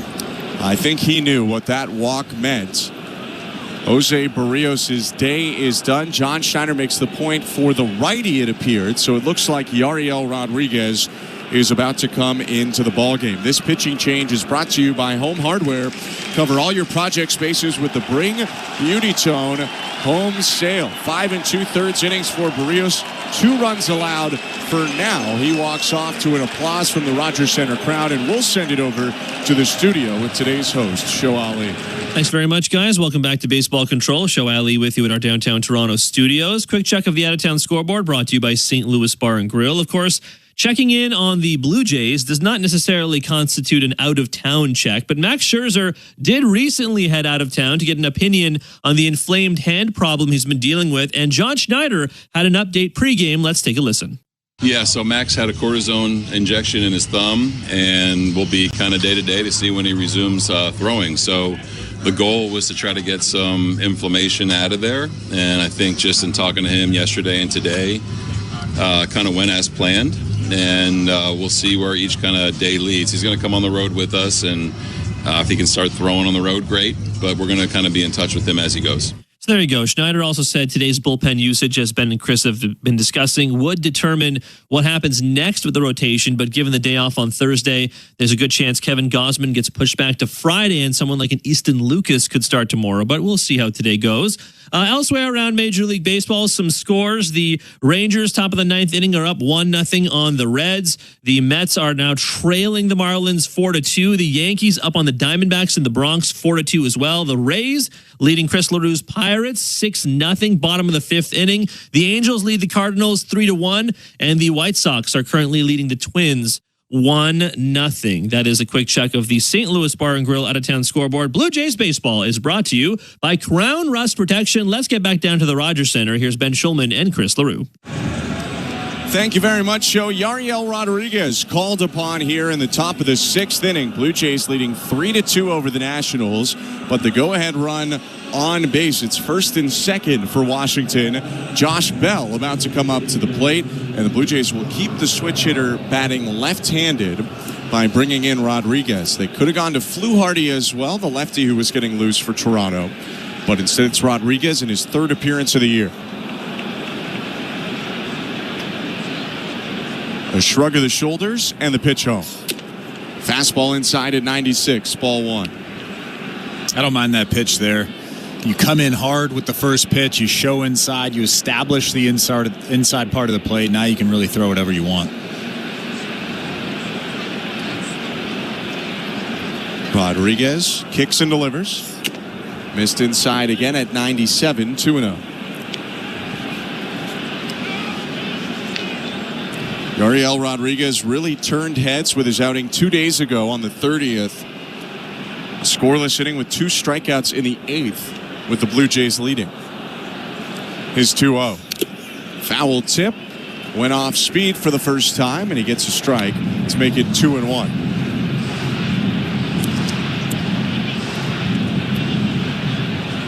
That was the slider from Rodriguez, the main secondary pitch. Can throw a splitter as well. His 2-1. Misses down and in, ball 3. And if you really had confidence in your split finger right now, you'd throw it 3-1. See if you can get a ground ball. Swing and miss here. You don't want to leave something over the middle of the plate to Josh Bell. The 3-1.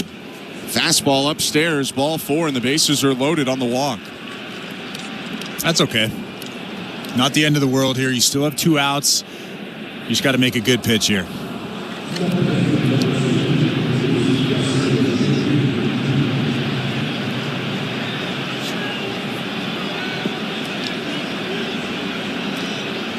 Rodriguez settles back onto the first base side of the rubber. It's Luis Garcia up, left-handed hitter. Bases loaded, 2 down, and the pitch. Fastball right over the plate, 98 miles an hour, strike 1. And as a reliever, and I know that Yariel Rodriguez knows this, but as a reliever, you have to come in and throw strike 1. It makes that at-bat so much easier.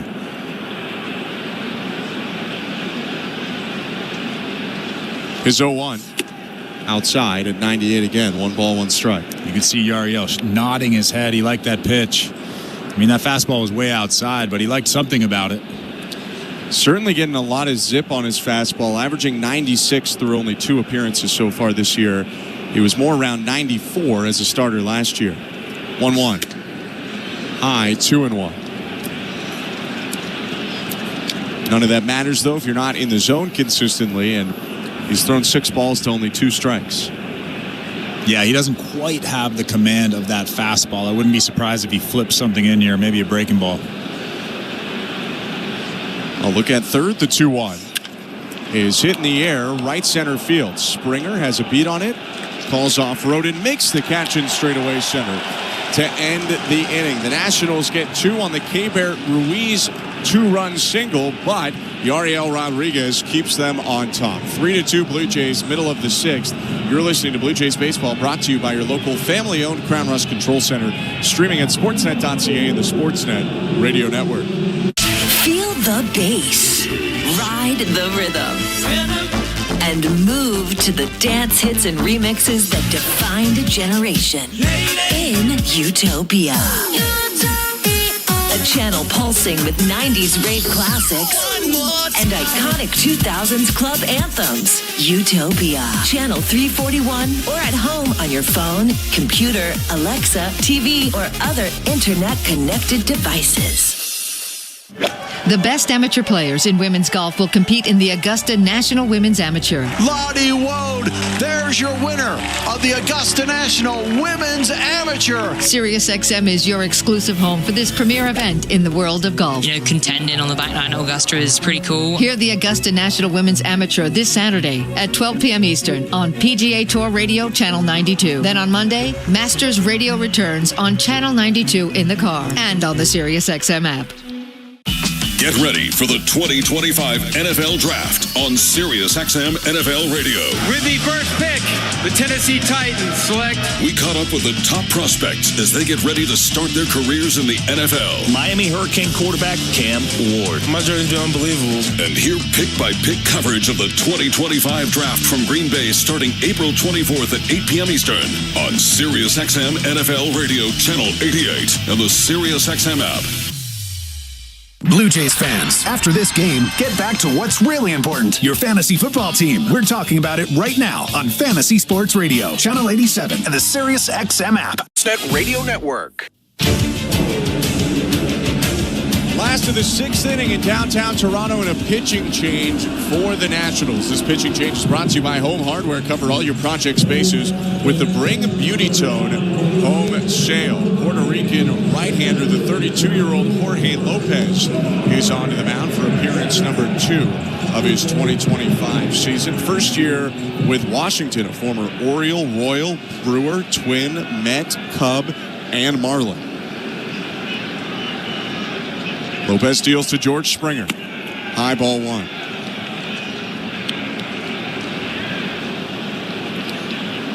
Brought over on a 1-year, $3 million deal.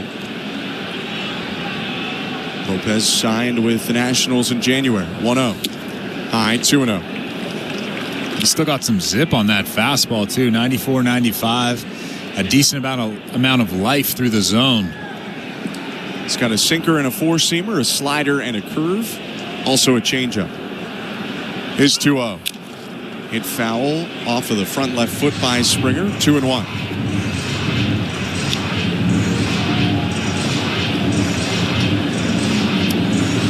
Lopez, a one-time All-Star with the Baltimore Orioles as their closer in the first half of 2022. The 2-1. Outside ball 3. Although he was dealt over to Minnesota midseason in what's been Lopez in an argument right now about the calls from Laz Diaz, putting his hands up to say all right.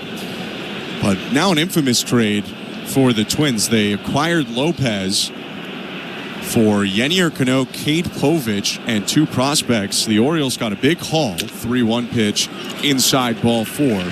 Plus, the Orioles debuted this closer named Felix Bautista, who you might have heard of, and it turned out he was the long-term answer to their closer role. Lopez with the leadoff walk issued to Springer.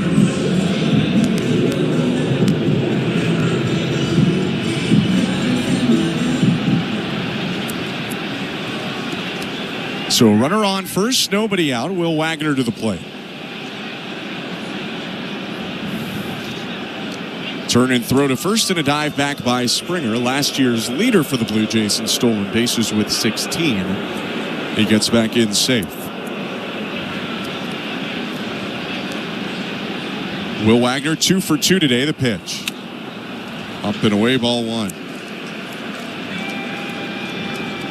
That's going to prompt Keibert Ruiz to go out to the mound. Will Wagner had his first hit today as a bunt hit, and it made me think of Dalton Varsho, who continues to get back healthy for the Blue Jays. He threw out to 150 feet yesterday, so he was throwing lighter today. He's played in some minor league games, has Varsho, but he isn't really throwing in those minor league games, rather rolling the ball to someone else.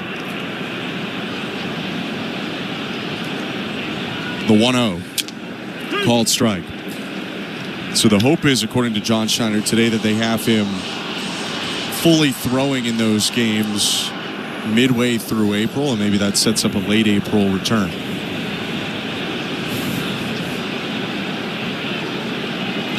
The 1-1.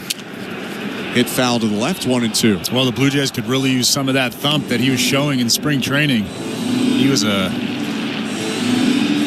great in spring training. It's too bad that he couldn't break with the team. Yeah, the good news is he's been hitting regularly like any player would, so maybe the rehab doesn't have to be too long, as the 1-2 misses outside, 2-2. As long as you feel like his arm is in a good spot health-wise, there's no timing he needs to work on. And he told me when he was here for the opener, everything else in center feels completely normal to him after not playing there in the spring. 2-2. Wagner hits it over the mound, a bouncer up the middle, diving, stopped by Abrams, spins, throws to first, in time. Boos from the crowd, surely a long look for the Blue Jays and their replay review people. John Schneider says challenge. Have to say, regardless of whether that was an out or not, that is one of the best plays we've seen so far this year. Toronto's challenging the outcome at first base.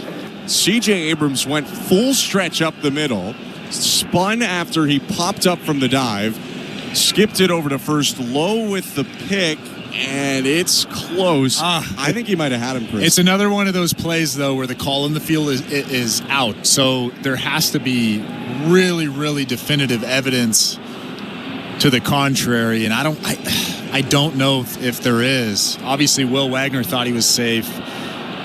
Threw both of his arms out as he was running through first base. We'll see here, though.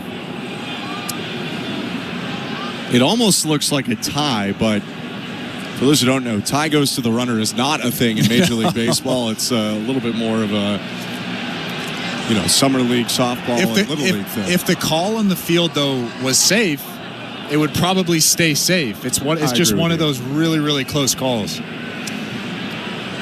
I personally lean out. It's really close. Yeah, I don't think they're changing this call. C.J. Abrams with an incredible play up the middle. I mean, to even make this close, just ridiculous from Abrams.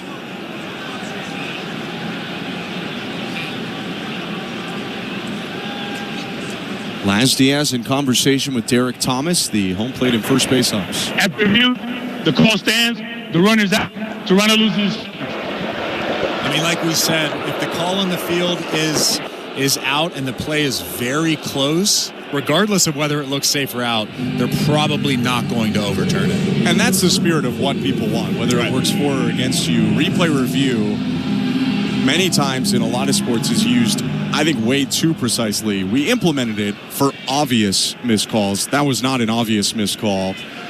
And so Wagner's out, Springer's on second, Ernie Clement takes down an away ball 1. But it was one heck of a play up the middle. C.J. Abrams' third really nice play, ranging to his left up the middle today. It's unbelievable from the Nationals shortstop. Probably one of the better plays we'll see in the infield all season. A look back at Springer by Lopez. And the pitch.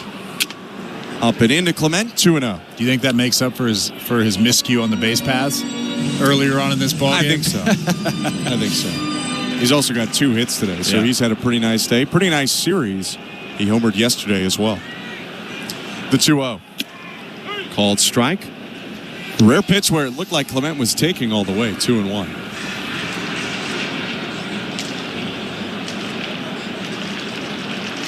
Ernie had his first walk of the season yesterday. He had 11 of them last year. The 2-1. Called strike. That pitch looked outside, but it goes against Clement. It's 2-2. Well, Ernie didn't like that call. As soon as Laz Diaz made that call, he tilted his head and exited the batter's box. That was about a ball and a half outside on that slider from Lopez. It's a tough call if you're Ernie Clement. Lopez sets at the belt, first base side of the rubber with 1 out and a runner on second. The 2-2. Swing and a miss, strike 3. 95 on the inside edge for the second out. And that call really changed that at bat. It takes it from a 3-1 count to a 2-2 count. And you can see the frustration on Ernie Clement's face as he walks back to that Toronto Blue Jays dugout.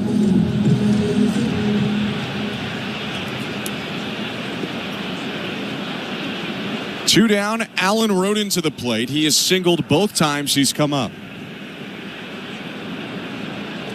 The pitch. Called strike, 0-1. Before that crazy Abrams play, we were talking health updates. So we talked about Varsho already, just to mention Max Scherzer got a cortisone shot in his thumb. The 0-1. High, 1-1. He's going to travel with the team on the 10-day road trip. The hope is that he'll start throwing on the road, but they just said they don't know for sure at this point in time. Eric Swanson is going to go off a mound on Friday, which is great news for the Blue Jay. Ryan Burr said to be a couple days behind Swanson. The 1-1. Swing and a high fly ball. It's going to go foul, although it was hit pretty deep into the seats. 1-2. That's great news. Eric Swanson, Ryan Burr, two guys that really at the end of last season solidified themselves as big league relievers. You figure Swanson for sure comes back into the bullpen, and Burr's got a good shot. 1-2. Hit foul off to the left.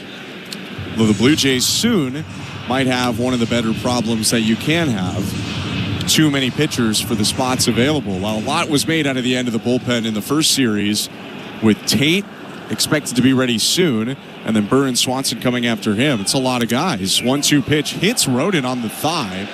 Rolls all the way to the first base dugout, and he didn't flinch.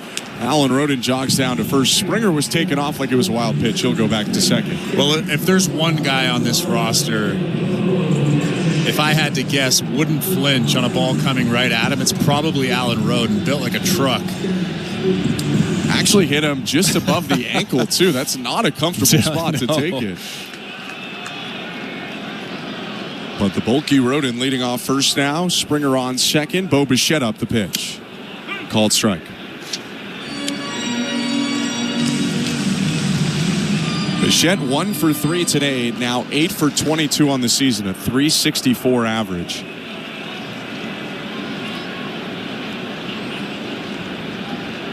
The 0-1. Outside, 1-1. Maybe a week from now or even closer than that, we'll stop comparing and talking about Bo's year at large last year. But you look at the first 8 hits he picked up last year, he was 8 for 39, not 8 for 22. The 1-1, called strike, 1-2. Well, you just have to look back at spring training. He just looked like a different guy, and he's really seeing the ball well, and he's laying off those tough pitches outside, something that he didn't really do last year. Really for the majority of the season. Struggled early, went on the injured list, came back, got injured again right away. But he's had a big start to the season. First and second, 2 down. The 1-2 offering. Up and in. He ducks back out of the way. 2-2.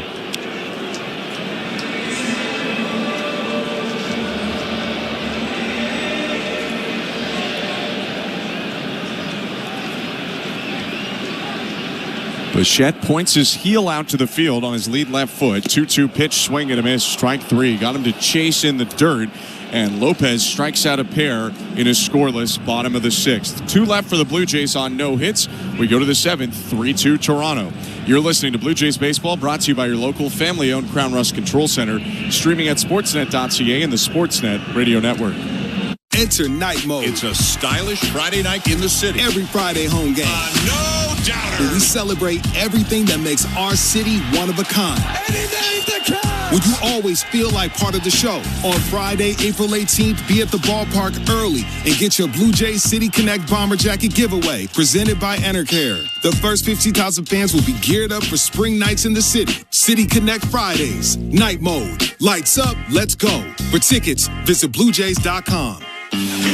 Here at Home Hardware's Bring Beauty Tone Home Reno Sale, everyone's saving on everything they need to tackle their reno project.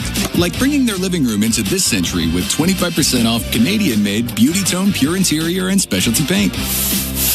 Or tackling that bathroom reno with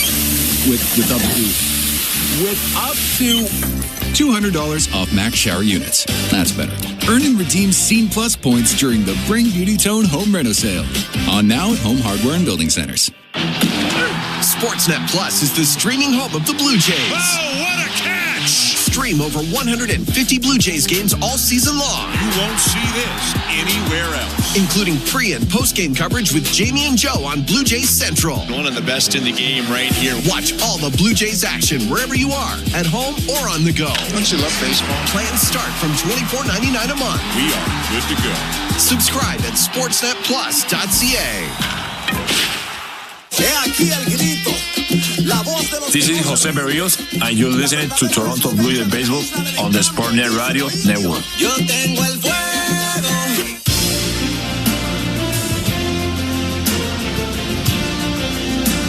Blue Jays 3, Nationals 2 as we get going in the top of the seventh inning. Welcome back to Rogers Center. Yariel Rodriguez deals to Paul DeYoung, and the first pitch hit foul just over the head of the on-deck hitter Alex Call. 0-1. 7-8-9 for the Nats. DeYoung, Call, Young. The 0-1. Hit foul again, and Paul DeYoung quickly in an 0-2 hole. And Mason Fluharty's still warming up in that Toronto Blue Jays bullpen out in left field. I tell you what, if he comes in this ball game, it'll be a tough spot for a guy that's really never pitched in the big leagues before. Rodriguez into the wind, and the 0-2. High, 1 ball, 2 strikes. You have to imagine the anxiety only building for Fluharty. This is the third game that he has warmed up, and he has yet to make his major league debut. The 1-2. Outside, 2 balls, 2 strikes. And I think every time he's warmed up, it's been for a spot in a ball game that would be higher leverage, which probably only adds to that stress. 2-2. Swing and a miss, strike 3. 96 on a sinker, in on the hands, 1 out. Yeah, that was a really good pitch. Stayed at the top of the strike zone the whole time, but it ran back in on the hands of Paul DeYoung. A pretty good power hitter and a great pitch from Yariel Rodriguez. Welcome to the Timber Mart broadcast booth. I'm Ben Schulman alongside Chris LaRue. Rodriguez gets ready to go in the wind again as righty Alex Call is up. The pitch. Hit in the air down the right field line, slicing toward the corner. That gets down in fair territory, bounces into the wall. Call around first, heads into second. The throw from Rodin goes to the cutoff man Jimenez, and it's a 1-out double. It's a big run standing out at second base. So now if you're Yariel Rodriguez, you have to really focus on not letting that run score. So if you're going to make a pitch here, you can't leave it over the middle. You have to start throwing good strikes down in the zone, work up in the zone, and then bury something once you get a couple of strikes on Young. Could be Yariel's last batter, too. A bunch of left-handed hitters coming up for the Nationals, and Fluharty getting loose. Pitch to Jacob Young. Hit off the handle, a weak roller to second. Picked up by Jimenez. He throws to first. And there are 2 outs. Alex Call will advance to third. John Schneider is coming out of that dugout. This will, in fact, be a really, really high leverage spot for Mason Fluharty. Can't wait to see it. Schneider walking out, and the Blue Jays are going to go to the bullpen here. Yariel Rodriguez pitches an inning for Toronto across the 6th and the 7th. He leaves with the tying run on second. Blue Jays up 3-2 in the top of the 7th. This pitching change is brought to you by Home Hardware. Cover all your project spaces with the Bring Beauty Tone home sale. Let's go back to baseball control. Here's Show Ali. Thanks very much, guys. Let's check the out-of-town scoreboard brought to you by St. Louis Bar and Grill. Let's start with the NHL. Lots of games going on right now. 10 games overall on the calendar, so a number of them in action, including Panthers at Habs. That game's in Montreal. 2-1. The Panthers lead just a couple seconds into the third period. Capitals at Bruins. That game is tied at 2. Of course, Alexander Ovechkin continuing his pursuit of Wayne Gretzky's all-time regular season goals record. He entered play tonight 4 goals shy of tying the record. And again, it is 2-2. And yes, one of those goals for Washington is from Alexander Ovechkin. So now 3 goals shy of tying the record. You can continue to watch that game. Again, 2-2, just a minute into the third period on Sportsnet 1. The Blue Jackets are leading the Predators 7-3. The Sabres are on top of the Sens right now, just a couple minutes into the third, 3-1. The Lightning on top of the Islanders, a couple minutes to go in the second period, 3-1. And this game just got started, 0s between the Red Wings and Blues in St. Louis. And a couple of other games about to get going as well, including Flames at Utah Hockey Club, 9 Eastern, 6 Pacific. So just about to get started as well. You can watch that game on Sportsnet West. Listen to it on Sportsnet 960 The Fan in Calgary. Post-game coverage will follow on the radio. Oilers at Golden Knights will get going in about an hour's time, 10 Eastern, 7 Pacific. You can watch it on Sportsnet 1. Leon Draisaitl trying to keep his name atop of the Hart Trophy race later tonight. Blue Jays baseball is brought to you by Crown Rust Protection. Let's get you back to the action. Mason Fluharty on the mound. Here's Ben Schulman and Chris LaRue. Thank you very much, Joe. The 2022 fifth rounder by the Blue Jays out of Liberty University makes his major league debut against C.J. Abrams in a big spot. 3-2 Blue Jays. Tying run on third and Alex Call. 2 outs. Left on left, Fluharty's pitch. Swing and a miss, strike 1. Fluharty, a 2-pitch guy, just threw the sweeper. He also has a fastball that gets some natural cut on it. So everything will be moving away from C.J. Abrams. Closed in his set first base side of the rubber, the 0-1. Threw the sweeper again, too far outside, 1-1. The good thing about this high leverage major league debut for Mason Fluharty is there's 2 open bases, so he's not thinking to himself, I have to throw a strike in this situation. If there was no open bases, this would be a very, very high leverage situation. Fluharty's 1-1. Missed down and away, 2 balls, 1 strike. Good pitch. Made 56 appearances with Buffalo last year, did Fluharty. Had a 3.63 ERA, 76 punchouts in 67 innings. He twists back and deals and hits the zone with another sweeper. It's 2-2. He has not given him a fastball yet. I'm not throwing something in the zone right here. That's for sure if I'm Mason Fluharty. Abrams 2 for 3 tonight. A base hit would tie the game. The 2-2. Swing and a line drive. Fair ball. Base hit to right field. In to score is Call. Diving into second base goes Abrams. It's a double to tie the game at 3. The pitch selection was a good one, but you could tell that Mason Fluharty wanted to make the perfect pitch, was trying to make that slider really break, and he just left that thing spinning over the middle of the plate. Alejandro Kirk was actually set up way outside, missed his spot, and Abrams has been seeing the ball really well tonight. He hammered that thing into right field. So a 3-3 game, 2 outs top of the 7th, pitch to James Wood, called strike. And even more important to get the out now because Abrams represents the go-ahead run. Nationals have scored 3 in the 6th and 7th to tie the game. Fluharty's 0-1. Check swing, bounce to third. Charging in Clement. Gloves, throws quickly, skips it. Guerrero with the pick, and that'll end the inning. Took a funky hop, but Vladdy reeled it in anyway. Nationals thinking about a challenge, and they will not, so that'll do it for the top of the 7th. The Nats get 1, but Mason Fluharty gets his first major league out as well, and it's 3-3 at the 7th inning stretch. You're listening to Blue Jays Baseball, brought to you by your local family-owned Crown Rust Control Center, streaming on the Sportsnet app and the Sportsnet Radio Network. At Crown Rust Control, protection runs deep because every Crown Rust Control Center is owned by a local family who cares beyond business. Your Crown Rust Control is 100% committed to their product, to you, to their community, which is your community. Protecting you and what matters to you is equally important as protecting your vehicle. Did you know spring's the best time of year to protect your vehicle from rust? For a special spring offer, find your local family-owned Crown Rust Control Center at crown.com. Enter Night Mode. It's a stylish Friday night in the city. Every Friday home game. No doubter. Where we celebrate everything that makes our city one of a kind. Anything that counts. Would you always feel like part of the show? On Friday, April 18th, be at the ballpark early and get your Blue Jays City Connect Bomber Jacket giveaway presented by Enercare. The first 50,000 fans will be geared up for spring nights in the city. City Connect Fridays. Night Mode. Lights up. Let's go. For tickets, visit BlueJays.com. Law & Order Thursday on City TV. We're charging him with manslaughter. 3 Law & Orders on one epic night. It was premeditated. It was planned. Law & Order at 8.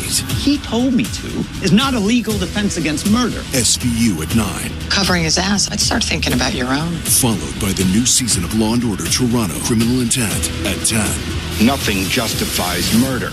How about we start with the truth? Law & Order Thursday, all new, 8/7 Central on City TV. This is Toronto Blue Jays baseball. Jose Berrios with a trio of strikeouts to end a scoreless 6. On Sportsnet 590 The Fan and the Sportsnet Radio Network.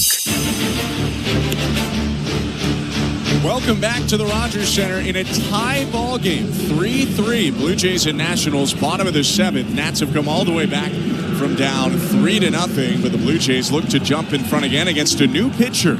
This pitching change is brought to you by Home Hardware. Cover all your project spaces with the Bring Beauty Tone home sale. It's left-hander Jose A. Ferrer in the game. He'll get 2, 3, 4 for the Blue Jays, starting with Vlad Guerrero Jr. The pitch. Called strike, 0-1. Ferrer has that big fastball, 96 to 98 miles an hour from the left side. Throws a four-seamer, but more often a sinker. Also has a change in a slider. The 0-1. Swing and a miss.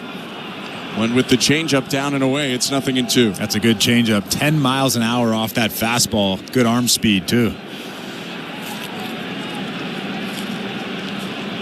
0-2 pitch. Bounce to the plate. Welcome to the Timber Mart broadcast booth. I'm Ben Schulman alongside Chris LaRue.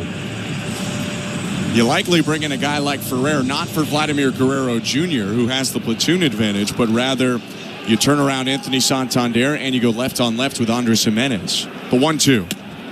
High and bounces out of the glove of Ruiz. 2 balls, 2 strikes. So you risk it here against Guerrero to get the advantage against the other 2 guys. The benefit of the Blue Jays having more of a left-right mix this year.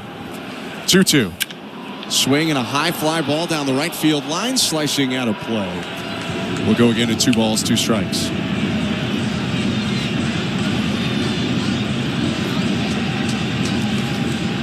Quiet day for Guerrero, 0 for 3 with a strikeout.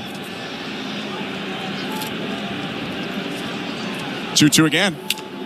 Poke down the first baseline. Foul ball. Just went wide of the bat. Good job by Vlad trying to foul off that tough changeup from Ferrer. 88 down and away. A lot of movement on that thing too, but keep in mind he has that big fastball, 98. Third appearance of the year for Ferrer. Has pitched in over 30 ball games for Washington each of the last 2 years. 2-2 once more. High ball 3. Great season last year for Ferrer. 3.38 ERA in 32 innings. Would have pitched more, but he started the year on the IL with a right teres major muscle strain. 3-2. Outside ball 4. Guerrero dumps the bat away. He's aboard for the first time tonight. It's a big base runner, the go-ahead run with nobody out. And now let's see if Anthony Santander can run into one. Hasn't really made any good swings from the right side this season yet. It's a big opportunity for him to bust out. First time that he bats from the right side tonight.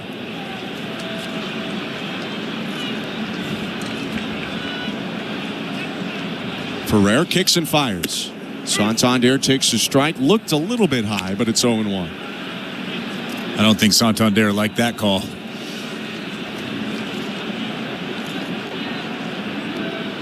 The 0-1.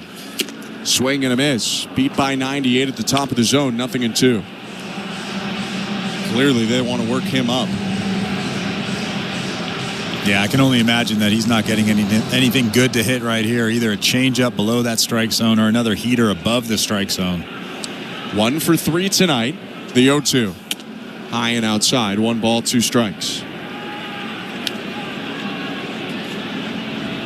Nationals 3, Blue Jays 3. Bottom of the 7th. Guerrero on first with nobody out.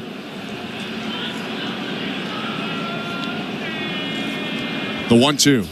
Swing and a miss, strike 3. 99 elevated, 1 out. That's what happens when you have that good changeup in the back of your mind like Santander did. You get the good four-seam fastball at the top of the strike zone and you just swing right through it. Ferrer finally gets his left-on-left matchup he's been waiting for now with Andres Jimenez, who's 1 for 3 today with a single and a run scored. The pitch. Called strike, 97 down the middle, 0-1. Left-handed hitters batted in the 160s against Ferrer last year. The 0-1. Chopped just to the left of the mound. Picked up by Ferrer. His throw to second in time to get Guerrero. Bang, bang play. But Vladdy is called out on what's for now a fielder's choice.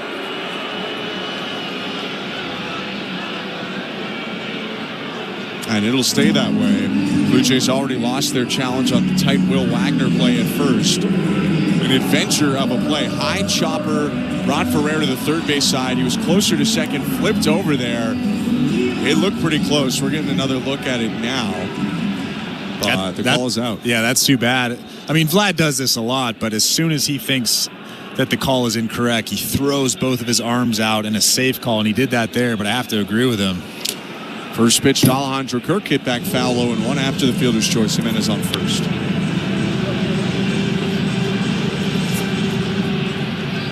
It was a really awkward throw from Ferrer. A little bit yippy. Kind of short-armed it over there. Yeah, looked very uncomfortable throwing that ball to second base.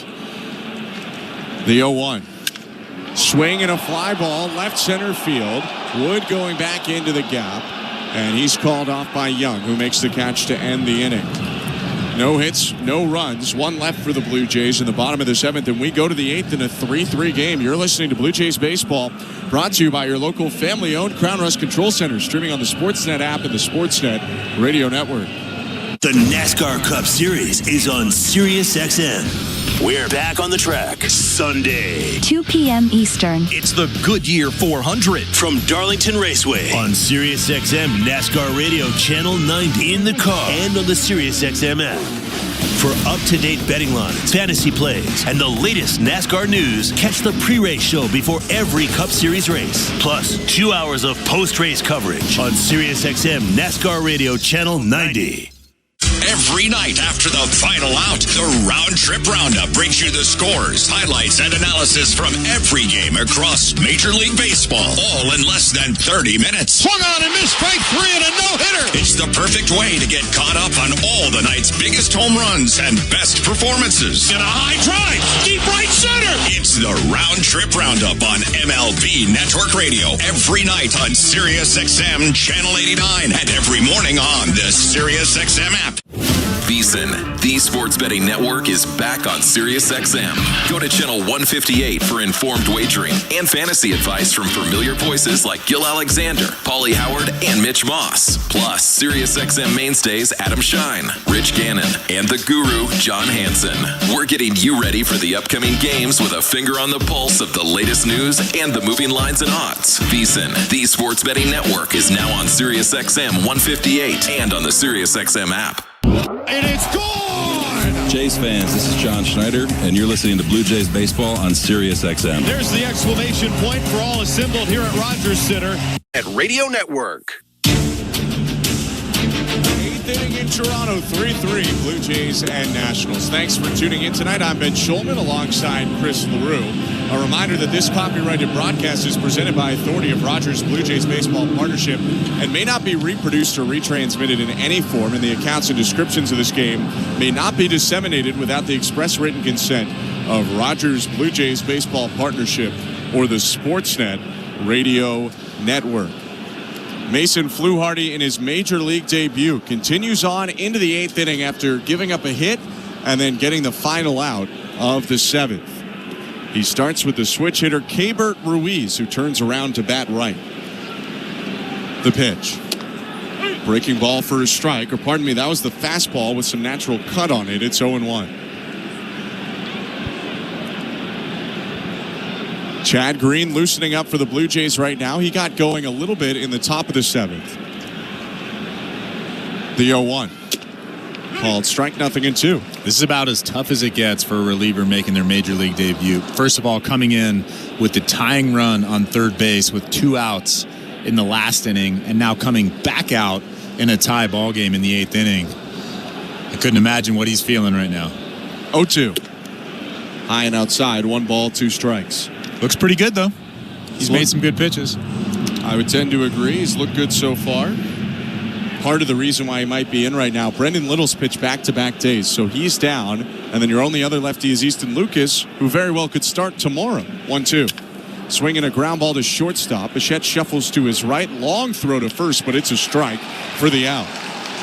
I say I can't imagine what he's feeling, but how do you think his family feels? Oh, I'm sure they're nervous. Oh, he's got his family here. In fact, he was called up on his dad Lynn's birthday a couple days ago.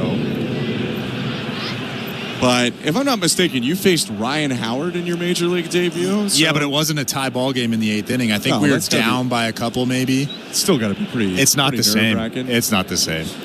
Left on left, the pitch here to Nathaniel Lowe. Called strike. But it was a packed house at Citizens Bank Park, which is tough. But nothing like this.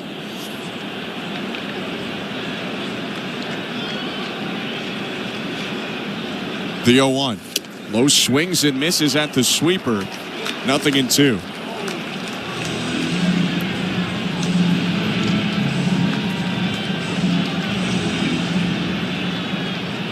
It was 4-0 Phillies at the time. There you go. When you came in. Yes, that's nothing like this. 0-2 pitch. Called strike 3. First major league strikeout for Fluharty. Throws Lowe, a former Silver Slugger, and there are 2 down. He looks really confident out there. That might not have been a strike, might have been maybe a half ball off, but a good pitch. He's made a ton of good pitches tonight. Maybe just one bad pitch to Abrams. But other than that, he's looked pretty good in his major league debut. And he gets to walk off the mound, ending it on a good note. A pat on the back from John Schneider and Ernie Clement. And a big applause for Mason Fluharty, who just pitched in the big leagues for the first time, a day that he will remember for the rest of his life. Pitching change brought to you by Home Hardware. Cover all your project spaces with a Bring Beauty Tone home sale. 2 out, spaces empty.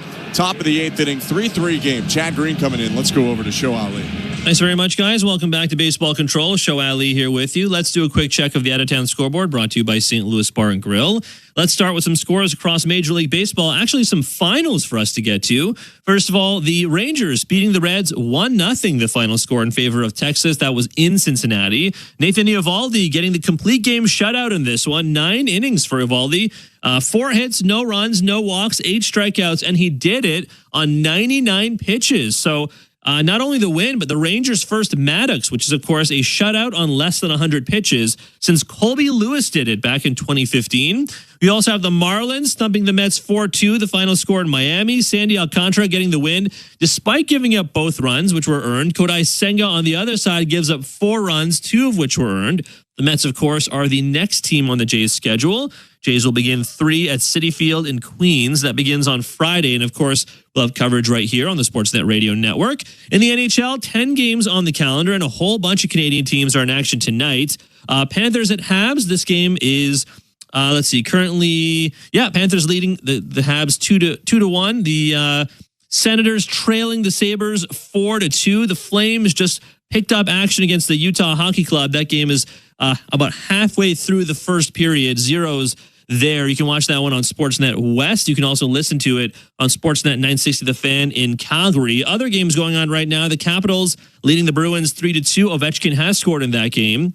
The Predators currently trailing the Blue Jackets 8-4. The Cannon going off a lot tonight in Columbus. And the Lightning, end of 2, are currently leading the Islanders 3-1. That is a quick check of the St. Louis Bar and Grill Out of Town scoreboard. Blue Jays baseball is brought to you by Crown Rust Protection. Back to the Rogers Center. Chad Green on the mound. Here's Ben and Chris.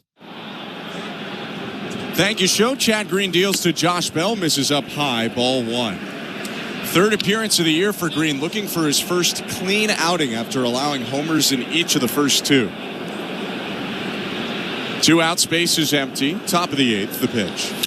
Swing and a mild drive down the right field line. That's going to go foul into the 500 level. My goodness, it's 1-1. Well, we talked about how much power Josh Bell has earlier, and he showed it. He showed it right there with that swing. Hit it 387 feet, but not in the right direction. The 1-1. Swing and a chopper foul. First base side. 1-2.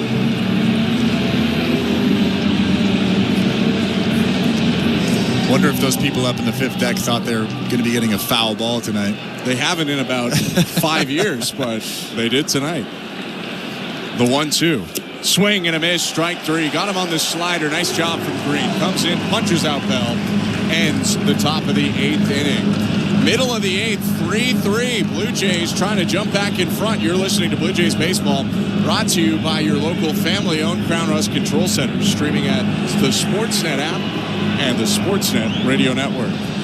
Gary, do you ever wonder why we fly north every year? Obviously, it's because of Armstrong Bird Food. I thought it was because of the weather or migration or something. Oh, Steve, you need to spread those wings and open your eyes, partner. Truth is, it's the seeds, the nuts, the berries, the good stuff. Armstrong's got it all. So all this time, you've been chasing snacks? Bingo! You think I'd flap these wings thousands of miles for anything else? Armstrong, Canada's premier bird food. The reason birds fly north. Find Armstrong at Canadian Tire, Home Hardware, and other fine retailers. Or learn more at ArmstrongBirdFood.com. At Crown Rust Control Center, protection runs deep because every Crown Rust Control Center is owned by a local family who cares beyond business. Your Crown Rust Control Center is 100% committed to their product, to you, to their community, which is your community. Protecting you and what matters to you is equally important as protecting your vehicle. Did you know spring's the best time of year to protect your vehicle from rust? For a special spring offer, find your local family-owned Crown Rust Control Center at crown.com. Rogers Xfinity Internet is ready for everything, so you can search and stream and shop and study and share and play and post and work and watch and game and work out and download and... Wow, that's a lot. And now you can save a lot, too, at the Rogers Spring Event. Visit in-store or Rogers.com and save on Canada's most reliable internet. Get Rogers Xfinity Internet and be ready to do more everything. This is Toronto Blue Jays baseball. Swing and a miss, strike 3. He gets Verdugo for his 7th strikeout. On Sportsnet 590 The Fan and the Sportsnet Radio Network. Bottom 8th, 3-3 game. Blue Jays and Nationals. George Springer takes the first pitch from Ferrer inside. Ball 1. I'm Ben Schulman. To my left is Chris LaRue. Blue Jays trying to lock up a first series win of the season. But to do that, they need to win tonight. 1-0. Called strike, 1-1. I mean, of course, they could lose tonight and win tomorrow still, but if they want to get it done early, a run here would be a big help. 3 in the second for Toronto. No runs since. The 1-1. Hit on the ground right side. That's going to sneak past low and down the right field line. Springer around first, and he puts on the brakes wisely. Was thinking about a double after he hit it right down the line, but the play in front of him, Alex Call, got to it quick and got it back in quick. Yeah, no reason to go to second base there. Of course, you want to get into scoring position, but there's no outs in this inning. You're the leadoff guy. Let Will Wagner move you over. Hopefully hit something in a gap and score you. Wagner bunted for a base hit previously in this game. He's 2 for 3, should be 3 for 3, but C.J. Abrams robbed a base hit up the middle with a dive. The pitch squares to bunt early, pulls it back. It's way up and in. Ball 1. I have to say, this is a tough bunt. Left on left, a guy throwing mid to upper 90s. I don't envy Will Wagner right now, that's for sure. 1-0, squares again and bunts it right back to the mound. Ferrer up with it, dropped the ball. Everyone's safe. He had plenty of time to make the play. The bunt went right back to him. But Ferrer lost it on the transfer. Springer to second. Wagner safe at first. Nobody out. Well, in the last inning, when Ferrer made that play and threw it to second, I made a joke that his throw looked a little bit yippy. And you hate to say that. You hate to see that.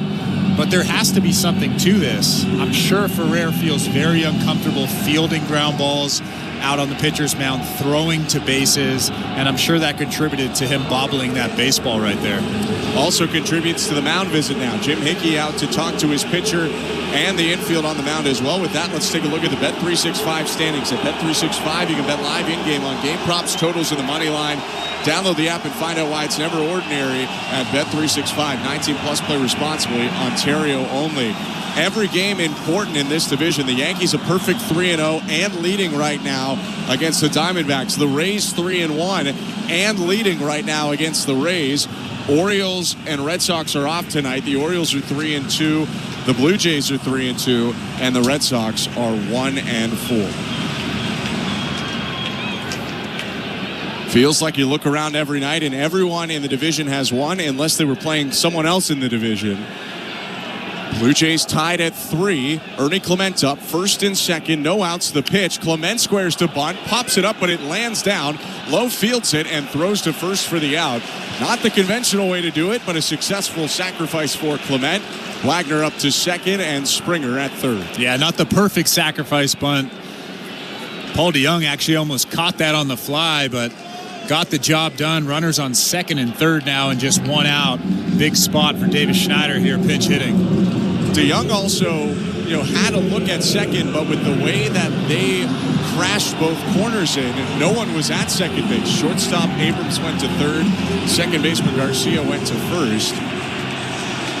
So that was that in terms of trying to get an out anywhere else. And before Davis Schneider comes up, out to the mound goes Ruiz, the whole infield in again. And they could be discussing as much what they should do with the baseball here and how they want to attack Davis Schneider. Well, obviously, that's a big run out at third base. You're late in this ball game, bottom of the 8th inning, a tie ball game. You want to cut that run off at third base. I'm assuming that they'll bring the infield in right on cue. They're playing in. But if you're Davis Schneider, you have to lay off the ball above the strike zone. Schneider enters. Allen Rodin out of the game. 2 for 2 tonight with a hit by pitch. Second and third, one out. The pitch. Schneider takes it at the top of the zone. Strike one.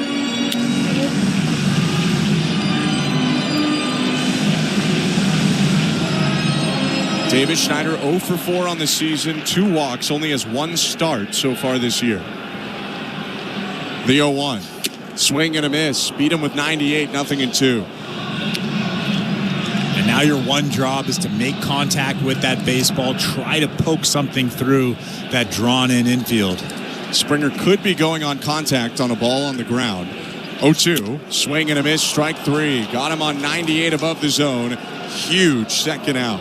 That's a really tough matchup right there. A guy that loves to live at the top of that strike zone with that fastball. Mid to upper 90s. That one right there, 98, well above the strike zone. A tough pitch for Davis Schneider. So the infield will back up. A fly ball or ground ball can't give Toronto the lead now, but a base hit would, and Bo Bichette's at the plate. His 5th plate appearance today. The pitch. Called strike 0-1. Good command for Ferrer, not just the velocity. He planted 98 right on the top of the zone. Yeah, he's living at the top of that strike zone. The 0-1. Swing and a foul off. Bichette was on that 98-mile-per-hour heater, but hit it to the right, 0-2.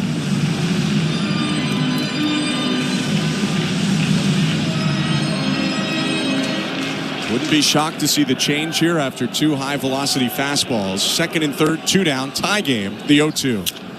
Swing and a foul off to the right. Went with the changeup. Yeah. Pretty hittable pitch, but on 2 strikes, Bichette protected. It's a hittable location, but when you have 98 in the back of your mind, It's a tough pitch to make contact. And Bo Bichette, a good job just fouling that thing back and staying alive there. Jeff Hoffman is up and warming. Chad Green could return, though, if it stays tied. 0-2. Chop to the right side, and that's going to sneak past the dive of Lowe down the right field line. Springer scores. Wagner scores. Bo Bichette throws his arms in the air. A 2-run go-ahead single 5-3 Blue Jays in the bottom of the 8th. Well, that was a really tough pitch from Ferrer. Bichette actually made contact with that baseball and thought it was going foul, and it stayed fair, kind of went around that first base bag. Not how you draw it up, but Bichette will take it. 2 RBIs and a 2-run lead for the Blue Jays. In a way, it's been the Blue Jays' night. A couple ground balls have found the right spots. That one could not have tight-roped the line more. It plates a pair and knocks Ferrer out of the game. This pitching change is brought to you by Home Hardware. Cover all your projects' bases with the Bring Beauty Tone home sale. Lucas Sims enters for a second straight night, and we'll go back to the studio with our host, Show Ali. Thanks very much, guys. Let's do a quick check of the St. Louis Bar and Grill out-of-town scoreboard. Let's start with a couple of the current games going on elsewhere around Major League Baseball. The Rays, bottom of the 8th inning at Steinbrenner Field, still up 6-0 on the Pirates. So unless something really turns around, looks like the Rays will be getting another win. The Angels are in St. Louis taking on the Cardinals. They are up 3-2, also in the bottom of the 8th inning. Top of the 8th inning in the Bronx. This game has flipped a little bit. The Yankees were leading by a number of runs for most of this game, but the Diamondbacks staging a massive comeback. Eugenio Suarez with a grand slam. The Diamondbacks currently leading 7-4. Again, top of the 8th inning in New York.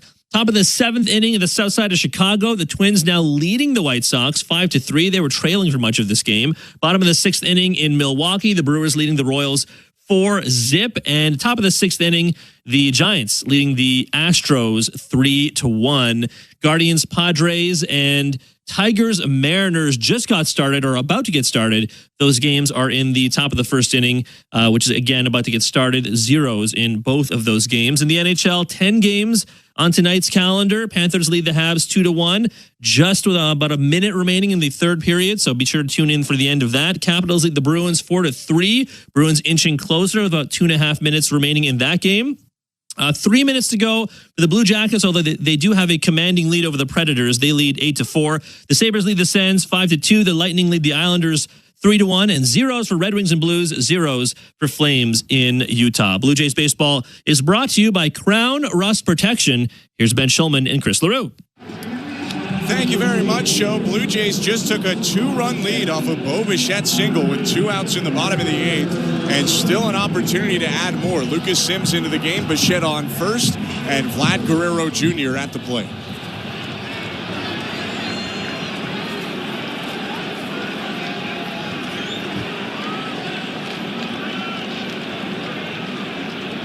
Sims, the righty, deals home, and Guerrero takes a strike, 0-1.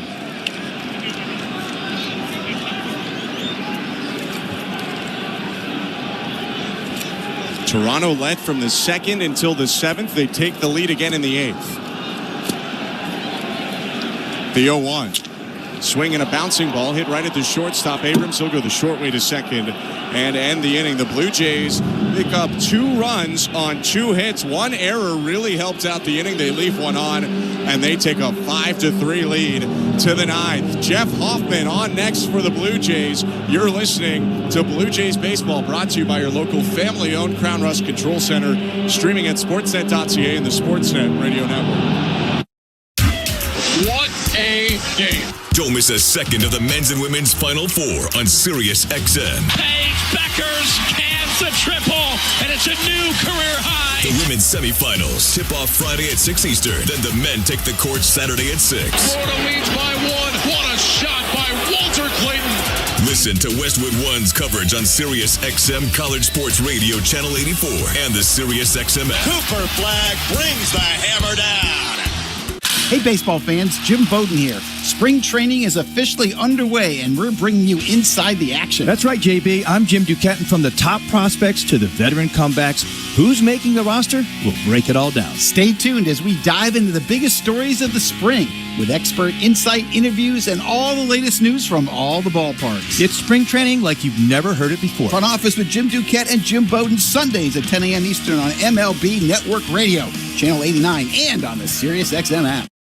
What a game. March Madness is down to the Final Four. Cooper Flag brings the hammer down. And SiriusXM's College Sports Radio will be in San Antonio, getting you closer to the action. What a shot by Walter Clayton. Hear from the coaches and players during our exclusive pre- and post-game shows and expert analysis of the matchups. Can it get any better than 4 1 seeds? On-site coverage of the Final Four begins Thursday on College Sports Radio, Channel 84 in your car and on the SiriusXM app. 24/7, 365 coverage of all things NASCAR. All things NASCAR happens exclusively on SiriusXM NASCAR Radio, Channel 90. Top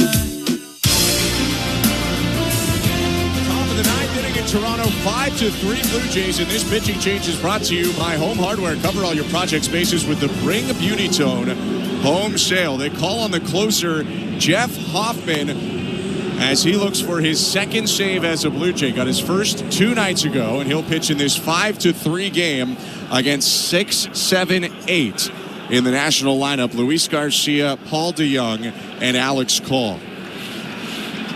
I'm Ben Schulman alongside Chris LaRue. It's been a thrilling game. The Blue Jays taking a late lead with 2 outs in the bottom of the 8th. Bo Bichette put them in front with a 2-run single. Defensive substitution we'll get to in a sec, but first the righty Hoffman with a breath and the pitch. Fastball at 98, strike 1. Miles Straw is into the game. Alan Rodin lifted for a pinch hitter last inning. Davis Schneider, now Schneider out, so Straw into center, and Springer takes over for Rodin in right. 0-1. Swing and a fly ball right field. Springer on the run, makes the catch on the hard liner, 1 out. Little split finger down in the zone there. It was hit pretty hard, but as a closer, when you come into a ball game, getting out number 1 is the most important thing. Doesn't really matter how hard that ball is hit. And he got out number 1 there. Now he faces the slugging shortstop, Paul DeJong, who's moved over to third base this year. The pitch.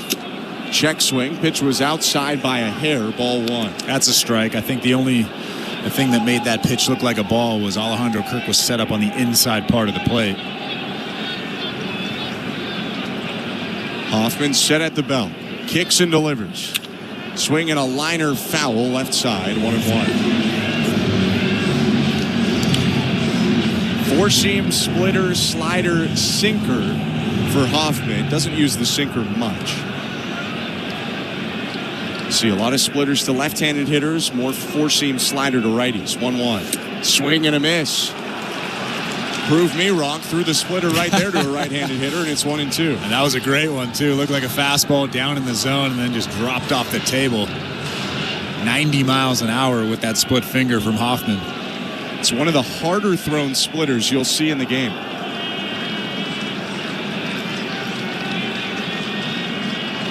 The 1-2. Swing and a miss, strike 3. Doubled up on the splitter there to get to Young. 2 down. How about that? Doubling up on a split finger right on right. We didn't think he'd throw 1 to a right-handed hitter, but he doubles up right there. Perfect pitch, perfect location, fooling DeJong. 1 out away from locking it up for the Blue Jays, who lead 5-3. Bases empty, 2 outs, top of the 9th. He deals to Alex Call. Called strike at 91 with a splitter. 0-1. Call's had a great season debut. 2 for 2. A walk, a single, a double, and a run scored. The 0-1. Popped up near first. Guerrero walking near the bag. Steps in, makes a 2-handed catch, and the Blue Jays win it.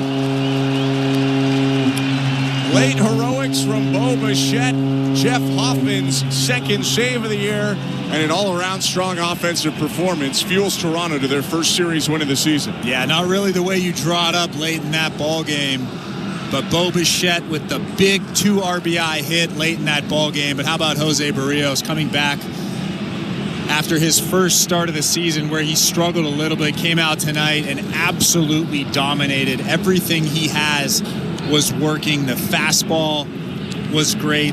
The slurve was great. Jose Berrios probably feeling pretty good about himself right about now. He went 5 2/3, gave up 4 hits, 2 earned runs, 3 walks, 8 strikeouts. Stick with us, by the way. We're going to have Will Wagner on in just a moment. Great contributions from throughout the lineup, though, Chris. Again, the bottom half of the lineup doing a lot for the Blue Jays. Allen Rodin, 2 hits on 3 times today. Wagner, who we'll talk to, had a pair of hits today.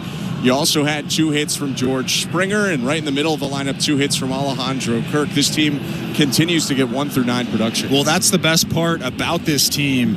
You have Vladimir Guerrero Jr. and Anthony Santander not really doing as much as everybody expects, but then you have the bottom half of that lineup really picking up the slack. I mean, how about George Springer? 2 for 3 today, really seeing the ball well and hammering that baseball to all parts of the field. Also had some nice bullpen performances. Chad Green came in a big spot, got his strikeout to keep a game tied at 3. Jeff Hoffman picked up his 2nd save of the season. The Blue Jays getting great pitching as Bo Bichette talks to Hazel May right now on the field. But Toronto up to 4-2 on the season. A really nice couple of nights for them on both sides right now, and they're feeling good going into Game 3 against Washington, an opportunity to get an early sweep. Yeah, you could see just how much this game means to everybody. Bo Bichette with that big base hit at the end of the ball game, 2 big RBIs, but as he was rounding first base and walking back to first base, he was slamming both of his hands together, telling the dugout to get up, let's go. And you really don't see that kind of emotion from Bo all that often. I mean, 4-2 is a great start.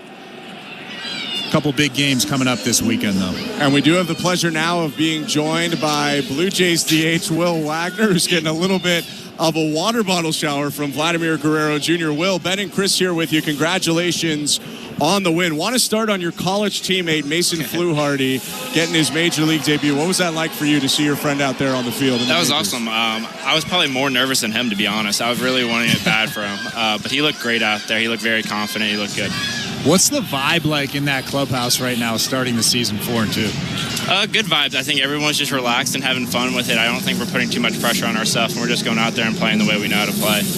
Will, we saw you put down 2 bunts tonight, 1 for a base hit, 1 would have worked as a sacrifice, but you got on anyway.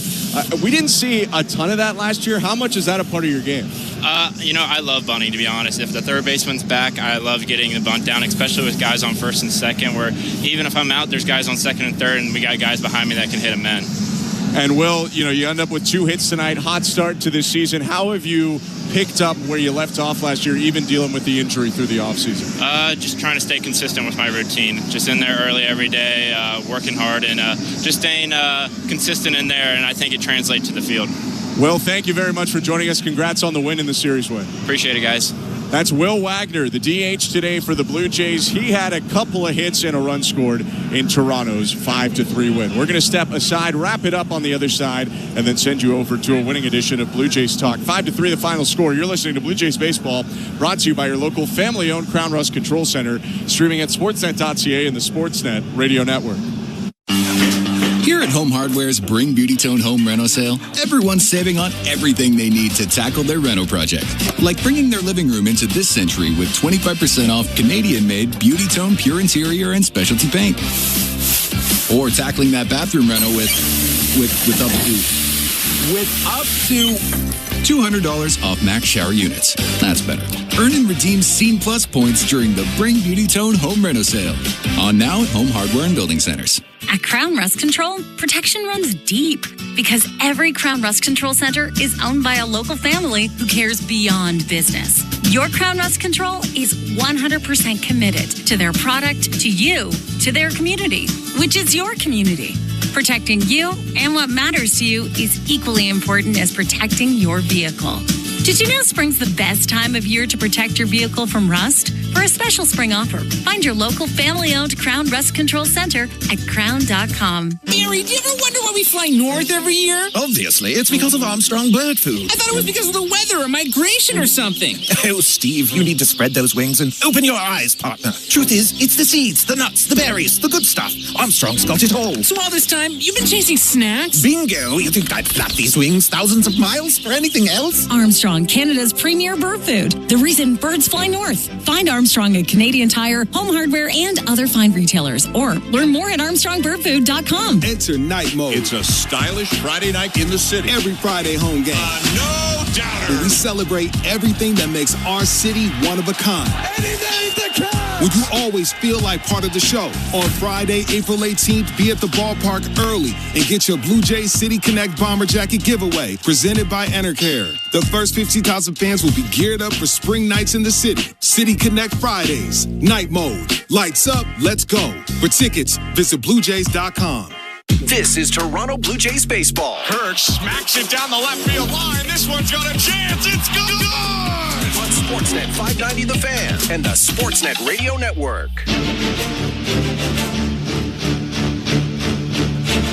Blue Jays win the game 5-3 and take the series, winning the first 2 of 3 over the Washington Nationals. Welcome back to Rogers Center. I'm Ben Schulman alongside Chris LaRue. Thanks again to Will Wagner for joining us at the end of the game. The Blue Jays winners today, Jose Berrios, really good, but we already talked about him at the conclusion of the game, Chris. Let's flip over to the offensive side, where it was a relentless game of singles again for the Toronto Blue Jays.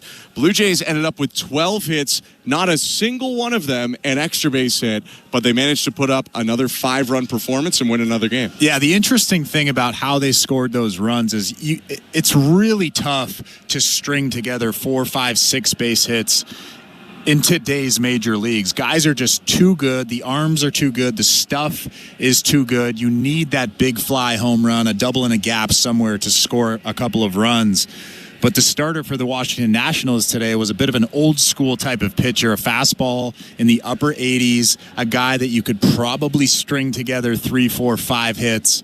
And that's really what the Blue Jays did today. I enjoyed today's ball game. It was a bit of a early 2000s type of ball game. Blue Jays scored 3 runs on 5 singles in the second, including a bunt single from Will Wagner. George Springer knocked in the first run with one of his 2 hits on the day. And then Toronto went quiet for a while. They had some hits, but no big rallies in between. The Nationals plated a pair in the 6th and 1 in the 7th. Against Mason Fluharty, although the run not charged to him. He came in with a runner on second. Fluharty pitched a scoreless inning on his line in his major league debut. But the Blue Jays went into the 8th, tied 3-3. That's when George Springer had his second hit of the game, a single to right field to start it off. Will Wagner bunted back to the mound in a sacrifice attempt, and Jose A. Ferrer ended up bobbling it. So Toronto had first and second, nobody out. Got a bunt from Clement to make it second and third. Then a strikeout of Davis Schneider. Huge spot in the game. Bichette comes up second and third, 2 outs, 3-3 in the 8th, and he delivered today's play of the game. 0-2. Chop to the right side, and that's going to sneak past the dive of Lowe down the right field line. Springer scores. Wagner scores. Bichette throws his arms in the air. A 2-run go-ahead single. 5-3 Blue Jays in the bottom of the 8th. Bichette delivering there on his biggest hit so far this year, Chris. Yeah, that was a really tough pitch, too. It was a 98-mile-an-hour fastball that just ate up Bichette. And like I said during the broadcast, he kind of stood there for a second, thought that ball was going to dribble foul, and it stayed fair, just wrapped around that first base bag for 2 RBIs and a 2-run lead. But the most impressive thing for me was he was standing at first base, and he was clapping his hands really hard, telling the dugout, let's go, let's go. It tells you just how meaningful this game is for Bichette and the Toronto Blue Jays. Blue Jays win the game 5-3. The Nationals with 3 runs on 6 hits, 1 error, 5 left. 5 runs, 12 hits, no errors, 9 left for the Blue Jays. Chad Green with the win in relief is 1-0. Jose A. Ferrer with the loss in relief. Unfortunately, familiar story for the Nationals, goes to 0-1. Jeff Hoffman pitches a 1-2-3 ninth with a strikeout for his second save. 2-hour, 37-minute affair in front of nearly 22,000 at Rogers Center, and with the win, the Blue Jays are 4-2. The Nationals are 1-4. Toronto looks for a sweep tomorrow when Mackenzie Gore, the ace of the staff for the Nationals, goes. We don't know who the starter yet will be for Toronto. We think it's either Kevin Gausman or Easton Lucas. First pitch of that game, the first work from Dome Day, will go at 3:07. We hope you can join us then. For Christian Chiniti, Tristan Marcagiani, and Tom Young, our technical directors, Sho Ali, our host and producer, Chris LaRue, my partner, I'm Ben Schulman. Thanks for tuning in. Hope you have a great rest of your night and stick around because it's time for Blue Jays Talk with Jeff Blair and Kevin Barker. It starts right now.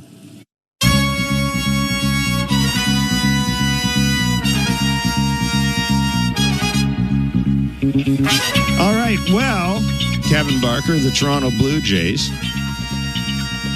have beaten the Washington Nationals 5-2. They're in a position to sweep a series tomorrow. Mackenzie Gore on the mound for the Nationals. It's not going to be easy. But the bottom of the order tonight, Kevin, specifically, well, I'm going to include George Springer in there, but Springer, Wagner, Clement, and Roden.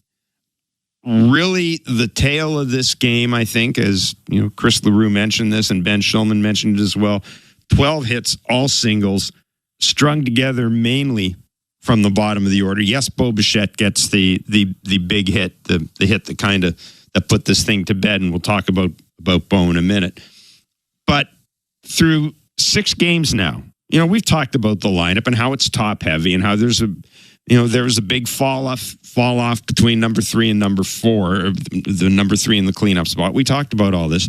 What do you make of this lineup that John Schneider has put out there so far? Yeah. We've heard the hitting coaches talk about, at times you need different clubs coming out of the bag, and I think that's sort of what you're seeing. You're seeing count. You mentioned the second inning. You saw Kirk count leverage. You saw Springer and count leverage. You saw Will Wagner and count leverage. He's talking about the bunt signal, right? That's baseball IQ. You see the third baseman back, you bunt. You got enough speed. You get a good enough jump out of the box. You're probably going to be safe. Alan Roden staying in the big part of the field, not trying to do too much, right? You don't want party out front all the time, especially with a guy on the mound who's a veteran dude who knows how to add and subtract, who is watching your swings. You take Big Daddy Hacks. Look at how he attacked Bo Bichette, right? Mm-hmm. You saw him opening his front side. What's he going to do? Change speeds, have it moving down and in, let him get himself out. It's that kind of thing. In the 8th inning, you're seeing Wagner trying to bunt guys who are throwing that hard that are left-handed. I mean, he bunted it back to him, but you get them involved. Yep. That's what you do, right? You put pressure on defenses. You put pressure on guys late in games that are coming out of pens that, quite frankly, aren't used to fielding their positions,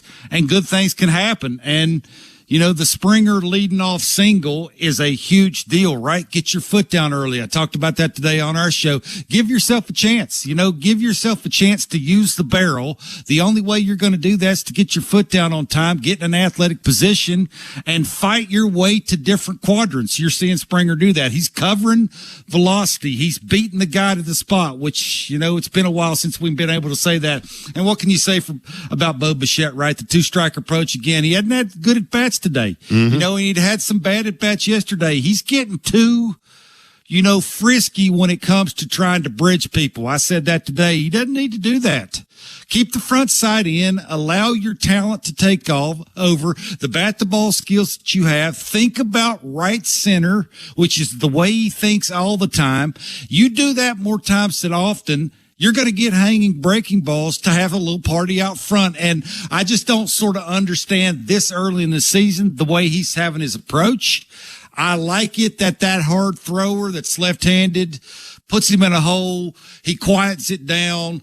All he's trying to do is stay inside the baseball. He watched the guy in front of him get an elevated fastball with true strikes. That's what he's thinking. Staying inside the ball, think shoulder square to the target, let the barrel take over, and that's exactly what happens. Sometimes you'd rather be lucky than good. Flatten the barrel out, give yourself a chance. Don't have that steep hand path. That's exactly what Bo did. They needed this win, Jeff. I mean, you can't get beat by teams like this. And then Jeff Hoffman come in. Me and you joke about this all the time. That's exactly what it's supposed to look like. Yeah. Yeah. No, that is, no disrespect to Jordan Romano, who was here last year, but there's a difference. There's a difference. There's a difference between the way Jeff Hoffman goes about his business and Jordan Romano. The numbers, as always, 416-870-0590, star 590, 1-888-666-0590. If you want to text us, 590-590 is the text line. Please leave us your name and location. Standard data and message rates may apply. Jose Berrios, the starter tonight, Kevin, sailing for the most part. Ran into some trouble in the sixth inning, third time through. We've talked about his fastball command, and I thought early in the game he had good fastball. I mean, he struck out 4 of the first 6 batters he faced. The ball didn't get out of the infield for the first 3 innings, but it just seemed as if, and I know we saw Pete Walker go out to talk to him about this. It almost seemed as if he tried to get a little cute the second or third time through. Yeah, well, sometimes he chases spin. Maybe that's wrong. Yeah, getting cute is probably the wrong phrase, right? But chasing spin. Yeah, I think a lot of that is, he relies on a lot of, changing sort of the way he grips the baseball. He wants to start it at certain parts of the strike zone, certain parts of the hitter standing at the plate where he wants the ball to end up. That's sort of, we saw a lot of the A delivery tonight. You talk a lot about A swings at the plate like we talk about Kirky. How many times can we see it when he's trying to catch 115 games? I think with Jose tonight, you saw a lot of the A delivery, right? He stayed within himself. He repeated that delivery. He had the same release point that allowed him to have the front hip 2-sinker to the lefty. The slurve was down. Mm-hmm. I just mentioned that he wasn't chasing spin. When his delivery is on point, he has the same release point. He's fallen off towards the catcher and not so much off towards the first base side. When he wants to really give it the oomph and try and make it break more than he actually has to try and make it, that's when he sort of gets the way you mentioned to where it just didn't look the same like he sort of looked in the 6th inning. But yeah, I mean, that's exactly what the doctor ordered. That's exactly what you're supposed to do as a starting pitcher. Give your team a chance to have a couple of big innings.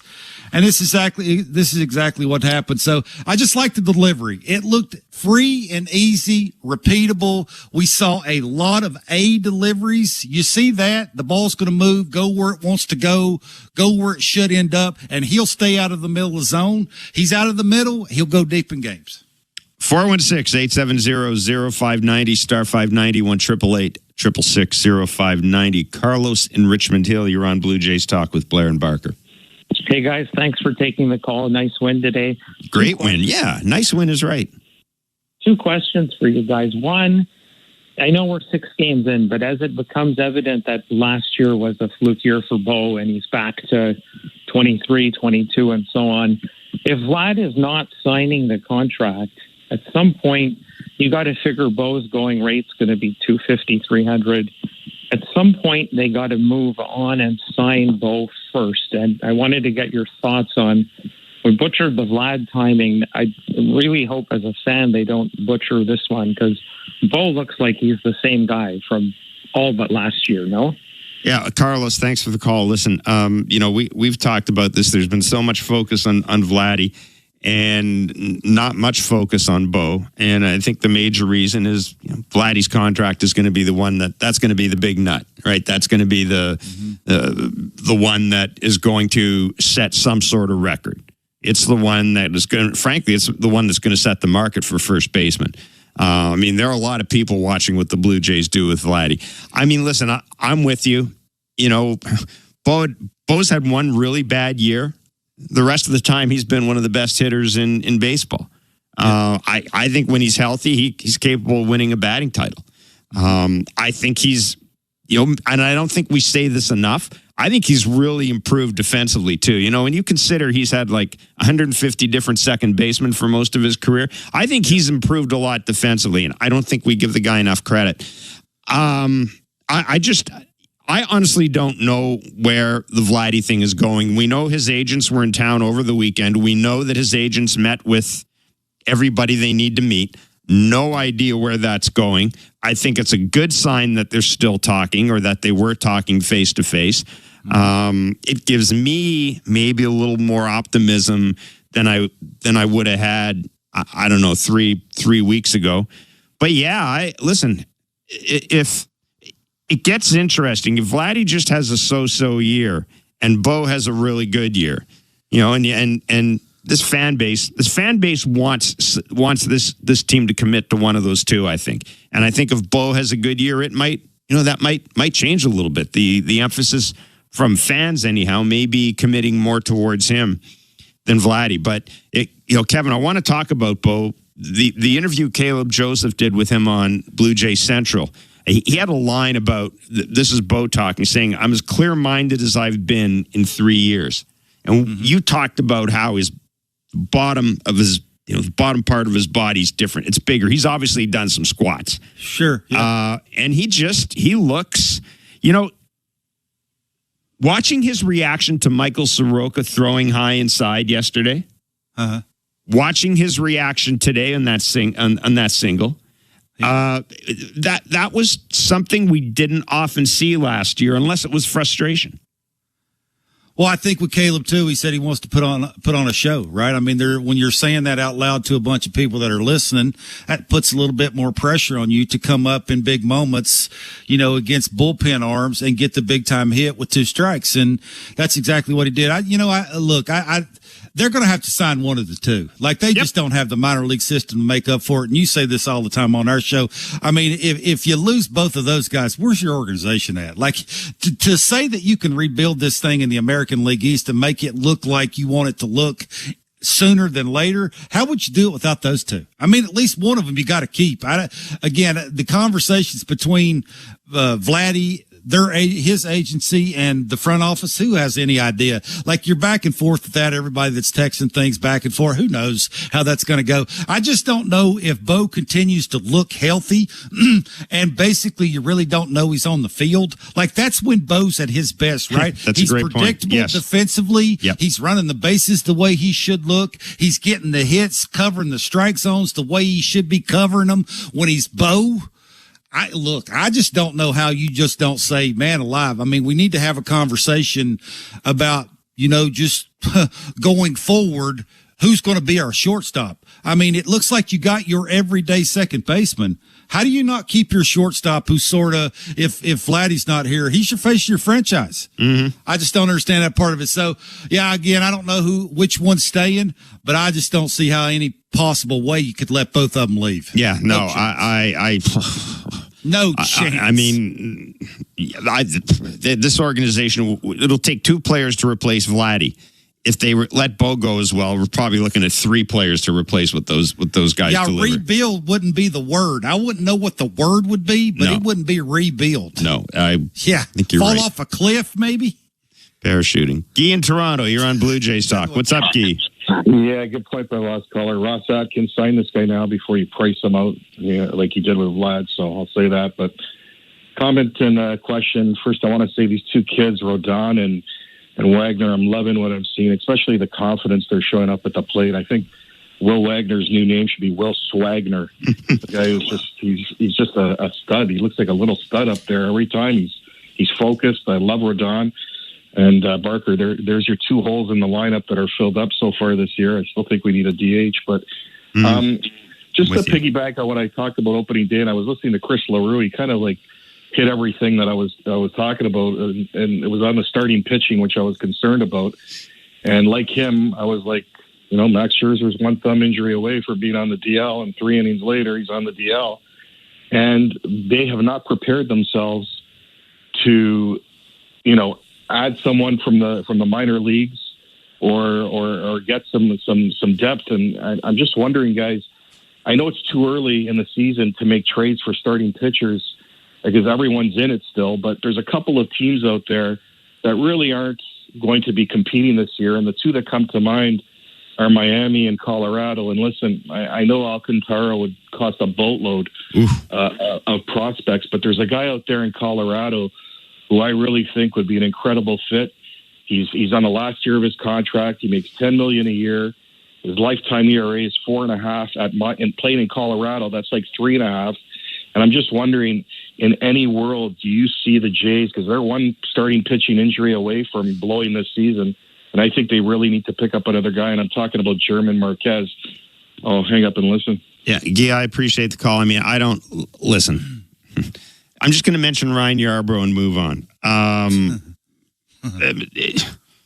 I don't think at this point you trade for starting pitching.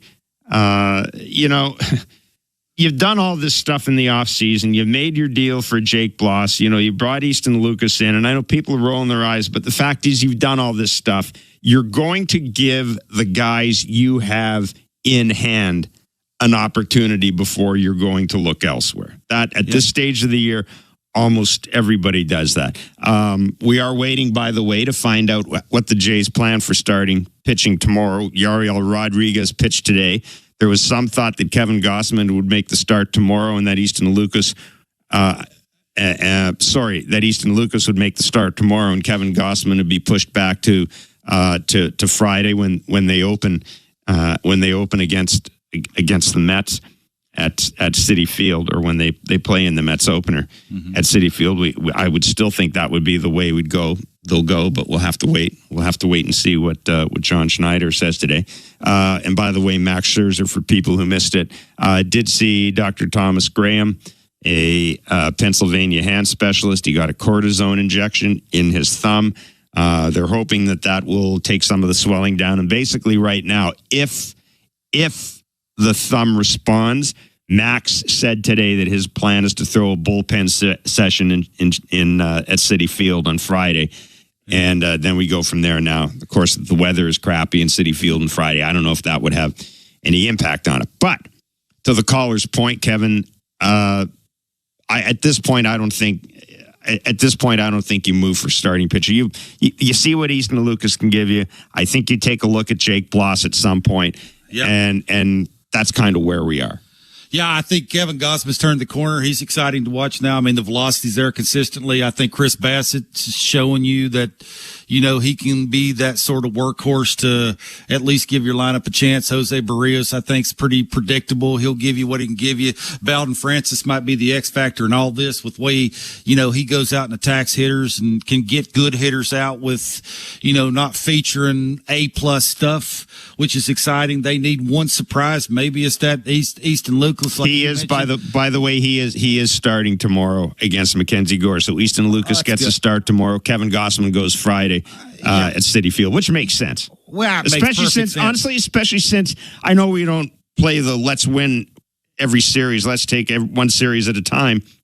But you have won this series, so you got a little bit of wiggle room with Easton Lucas going tomorrow. Boy, you sure would like to sweep it, though. I mean, if Easton can show up and just let the lineup grind it out like they did today and figure out how to way to get to Mackenzie Gore, it ain't going to be the easiest thing. You got an off day Thursday. Jeff Hoffman is not overworked. I don't know how many pitches did he throw tonight. I'm sure can throw tomorrow. Jimmy Garcia is ready to go tomorrow. Green didn't throw a lot today. That's he's probably available too. And I would think Nick Sandlin's available. Absolutely. Yeah. Like you got everybody to throw, from that inning on. So, again, I'm with you. I think they got what they got for now.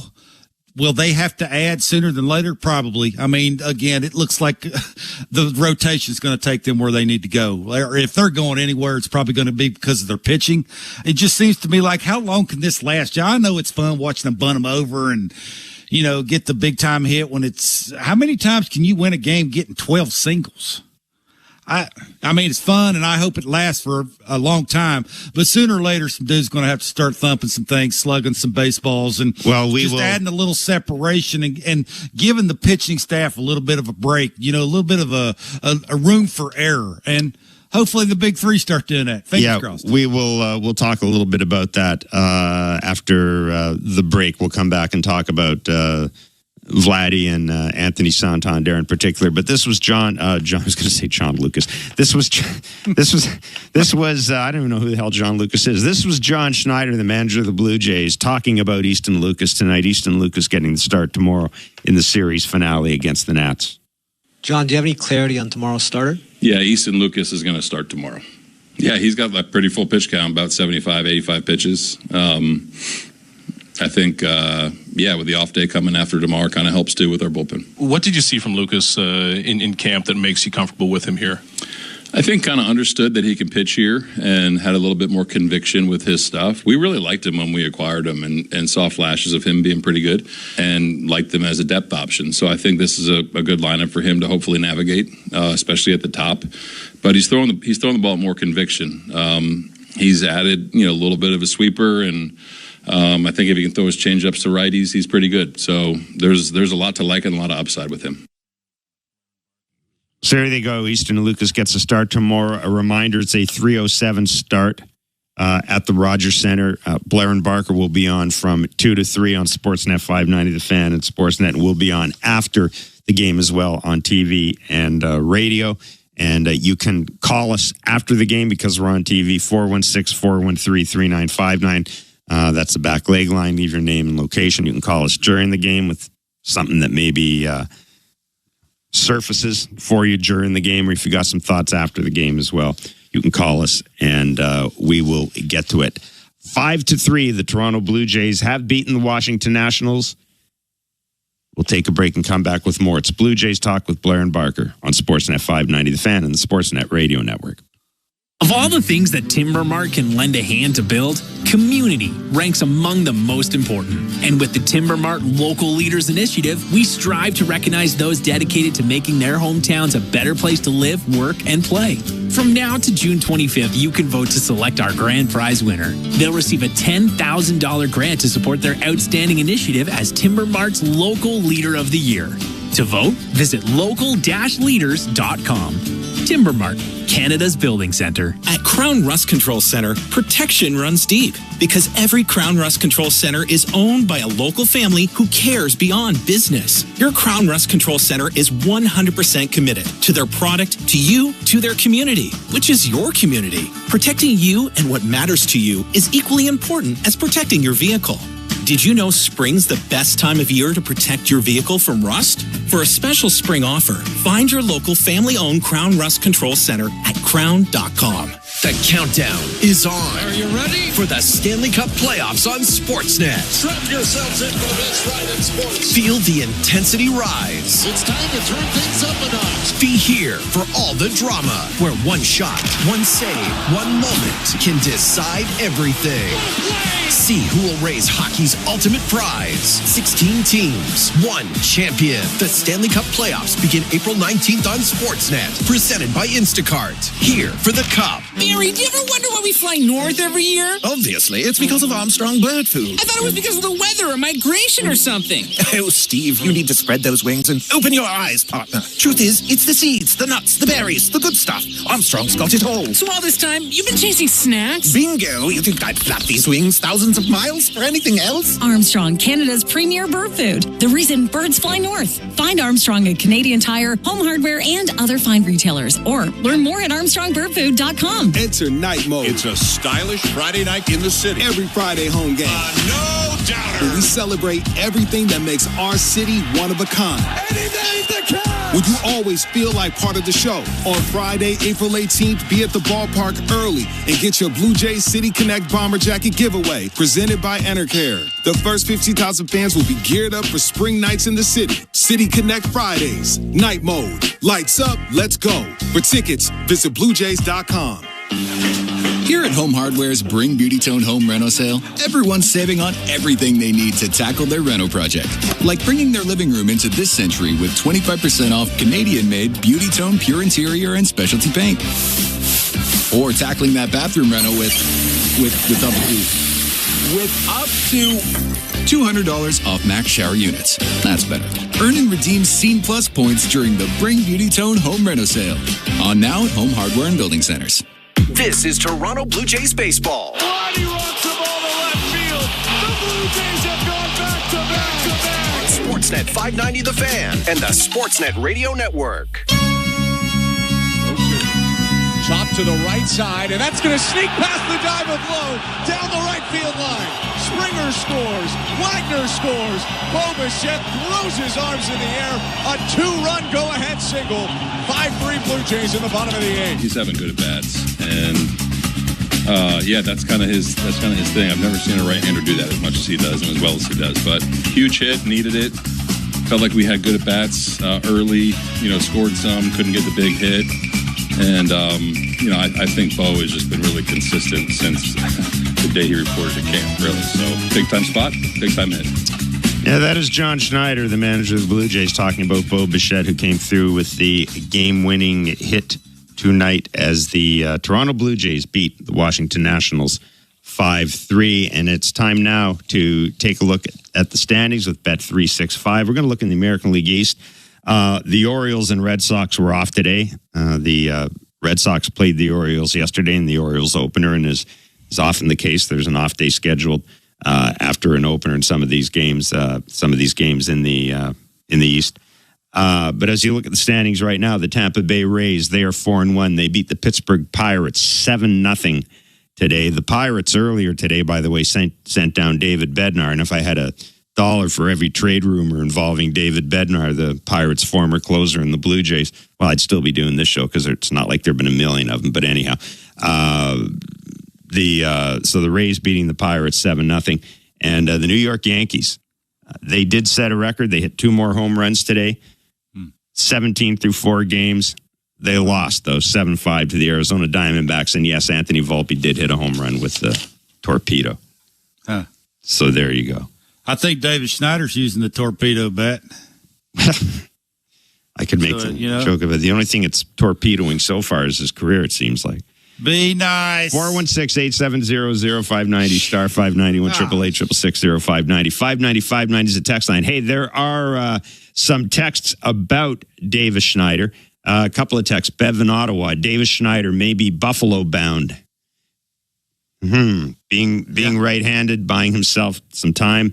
And Matt from Mississauga, great win tonight. He didn't like John Schneider pinch hitting for a guy who rarely strikes out, with a guy who has a high strikeout rate and wasn't even a replacement level player last season. Talking about the decision to pinch hit Davis Schneider, which, I didn't have. You got Davis Schneider in the team for that reason. I will say this, though, Kevin, and this is, look, we've talked about this. Dalton Varsho is going to be back at some point. Now, we did find out today that he is not going to be throwing in a game until the middle of this month. So I'm beginning to think that we may be looking at him around May 1st.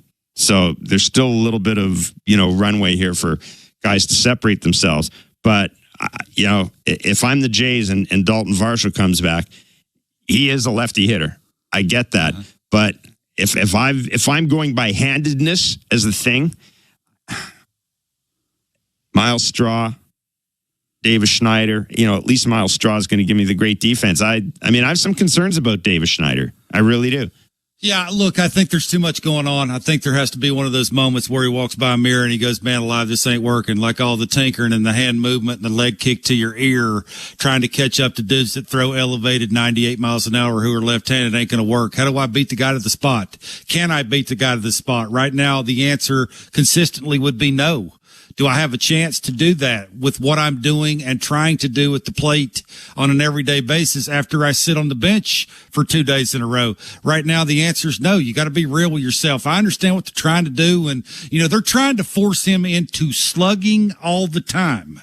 Is that real, Jeff? Like, is that a realistic thing to ask him to do just because he had a good month in the big leagues when he first got called up? Like, the rubber's met the road with him. Now, you every chance you get now, he's going to be gripping the bat a little tighter, kicking it a little higher, swinging it a little harder. So, again, I'm gonna root for him until he's not a big leaguer anymore. A reminder, by the way, that you can download the Bet365 app for today's baseball odds and find out why it's never ordinary at Bet365. 19 plus, play responsibly, Ontario only. Dave in North Van, you're on Blue Jays Talk. Hey, gentlemen, thanks for having me on. I guess I want to make a comment about sort of this roster construction. I suppose from sort of a watchability perspective, because certainly I think we can all remember there's been big stretches over the last year or two where it's just felt almost unwatchable. But, while I hear what you're saying, Kevin, a few minutes ago, you were talking about how, can a winning season really be sustained on a bunch of base hits and bunts and getting him on, getting over, and getting him in. But I'll tell you, from a watchability perspective, I'm really enjoying all the way this roster is constructed and the kind of platoon advantage opportunities that arise and the defensive substitutions. And we haven't seen too much pinch running yet, but, there's all kinds of opportunities. Miles Straw coming in for a Kirk, for example. Just as from a fan perspective, from pure watchability, I think it's really interesting to kind of think along with the manager. And we're, of course, lucky as the Jays fans to have good broadcast teams both on the radio and on TV. And I think it's a really interesting roster. There's a lot of players that, not asked to do too much. If they're just deployed within their lane, I think the games are really interesting right now. And, I know that if Kevin Barker had it his way, there'd be no need for bunting or stealing or pinch running. There'd just be nothing but home runs. But, I think sooner or later, Vladdy and Santander are going to start hitting home runs, and that'll be fine. But in the meantime, I think the games have been interesting to watch. And, it helps that the team's off to a 4-2 start, and I, of course, reserve the right to come back on the show and bitch and complain about the general manager when it stops working. But for now and so far, I think it's an interesting kind of a baseball I've enjoyed watching. Yeah, it's interesting you say that because, so much of the talk last year was about run prevention.